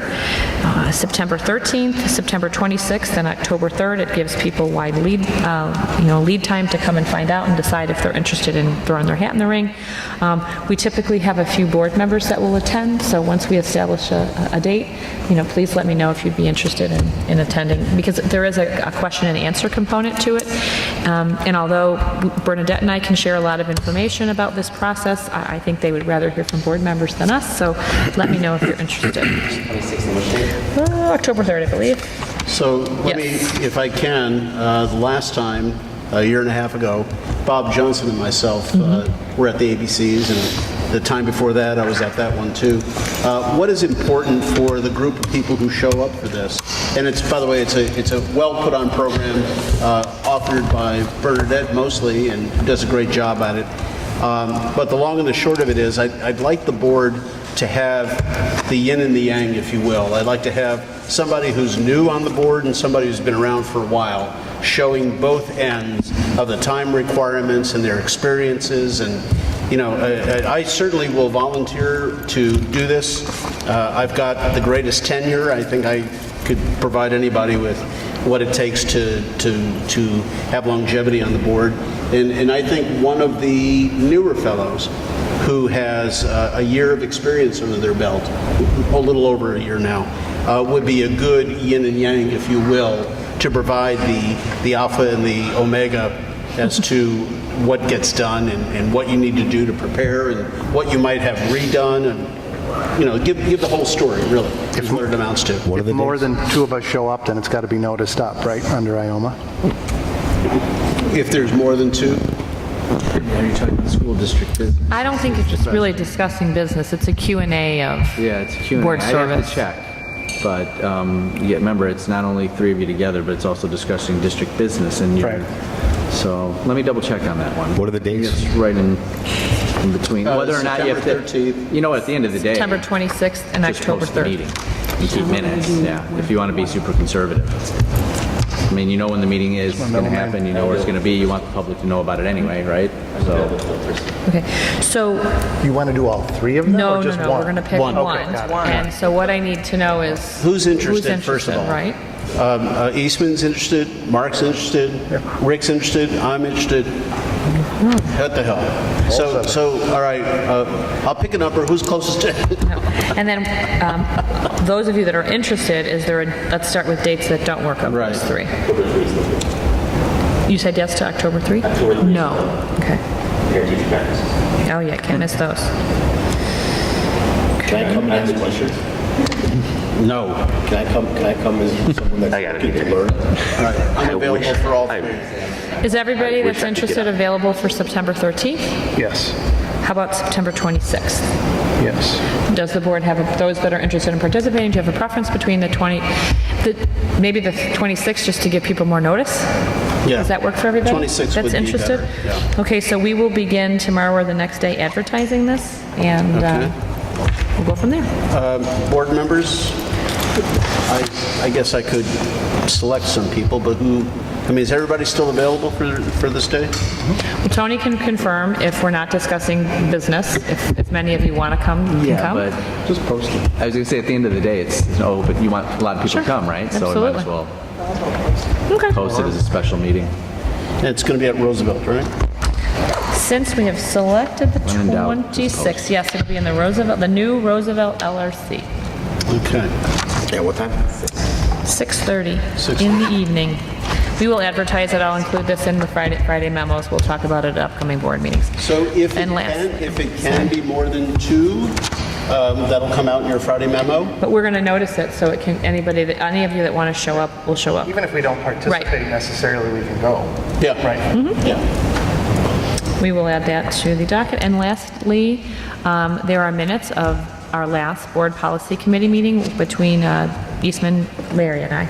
You can just see very brief notes, what we talked about when we convened and when we adjourned. Excuse me, lastly, you should have received this, I think, on the 20th. If you're interested in attending the III joint conference. That was by your opening memo to the board. Right. Just want to make a plug for board members. Friday, November 16th. My Monday memo. Did we do your Monday memo? Didn't even hear it. There's a full-day workshop, and then there's a half-day workshop. So, if you're available, these are nice sessions. Yeah, and if you guys do come, I don't know if you come on the Friday night, we rent out the Cultural Center in Chicago and hold a fantastic event, which you guys are all obviously invited to. So. Okay, that's it for me. Next meeting, will be September 10th. It will be a committee of the whole on facilities, and it will be at Jefferson School. Okay, I need to make a comment, and I'll try not to hold you guys very long, but I was at a MyCAF meeting not too long ago. We need to get MyCAF back into the middle schools if we haven't already. Talked to Dr. Collins about getting her back to talk about vaping, because there was a District 64 parent there that offered up their child to go through the vape training that MyCAF offers, and it was a child in our district, and the parent said that there's vaping in the middle schools, and and there's new papers written on the harm of vaping, and we need to get Dr. Collins in our middle schools early this year. It's built into our curriculum now. We did add that thread at certain grade levels for health, and we can certainly partner. We've done a couple sessions with Terry over the last few years, but she does a nice job. We usually have representatives from the high school, and during our first session, we even had a student from the high school talking about vaping. It was a very well-attended session, so we can certainly run that again. What I've noticed as a small issue is if we catch somebody smoking in a school, it's a huge deal. We hate it. It's a huge deal. There's no difference between vaping and smoking. And if someone's vaping in school, it should be just as big of a problem as it is smoking. It absolutely is. It's actually even more harmful. But we treat it very seriously, and there's significant discipline that goes along with it. And we do require children, when they're caught vaping, to attend that session with Terry as part of their consequence. It's an opportunity to learn the dangers of vaping. I felt for this parent who offered her child up To talk at the to actually, they have a school at my cafe. You can pay, I think it's $125, $135. If your son is caught by the authorities, she actually volunteered her son up. He's never been caught, but she's caught him on several occasions, and she volunteered her son up, and he's a District 64 Okay, you want student. to shoot me that name in an email, or? Well, no, that's no way I'm here. But we need to get Dr. Collins in there. Sure. The other thing I want to say is that, we praise our staff, and we praise our teachers, and we praise our administrators, and I, having been a volunteer at most schools in this district, know who really run the schools in this district, and it's the school secretaries. And I wanted to get that on record, that our school secretaries are the best I've ever seen. And I appreciate each and every one of them for what they do. And they're even taking on more responsibility now with the vestibules. And I appreciate every one of them. I agree. Very nice. Any other comments or questions or concerns? And not hearing any, I'll take a motion to close the meeting. Eastman's got it. Rick, you've got the second. And starting with Fred? Yes. Tom? Yes. Yes. Yes. Yes. Yes. Great.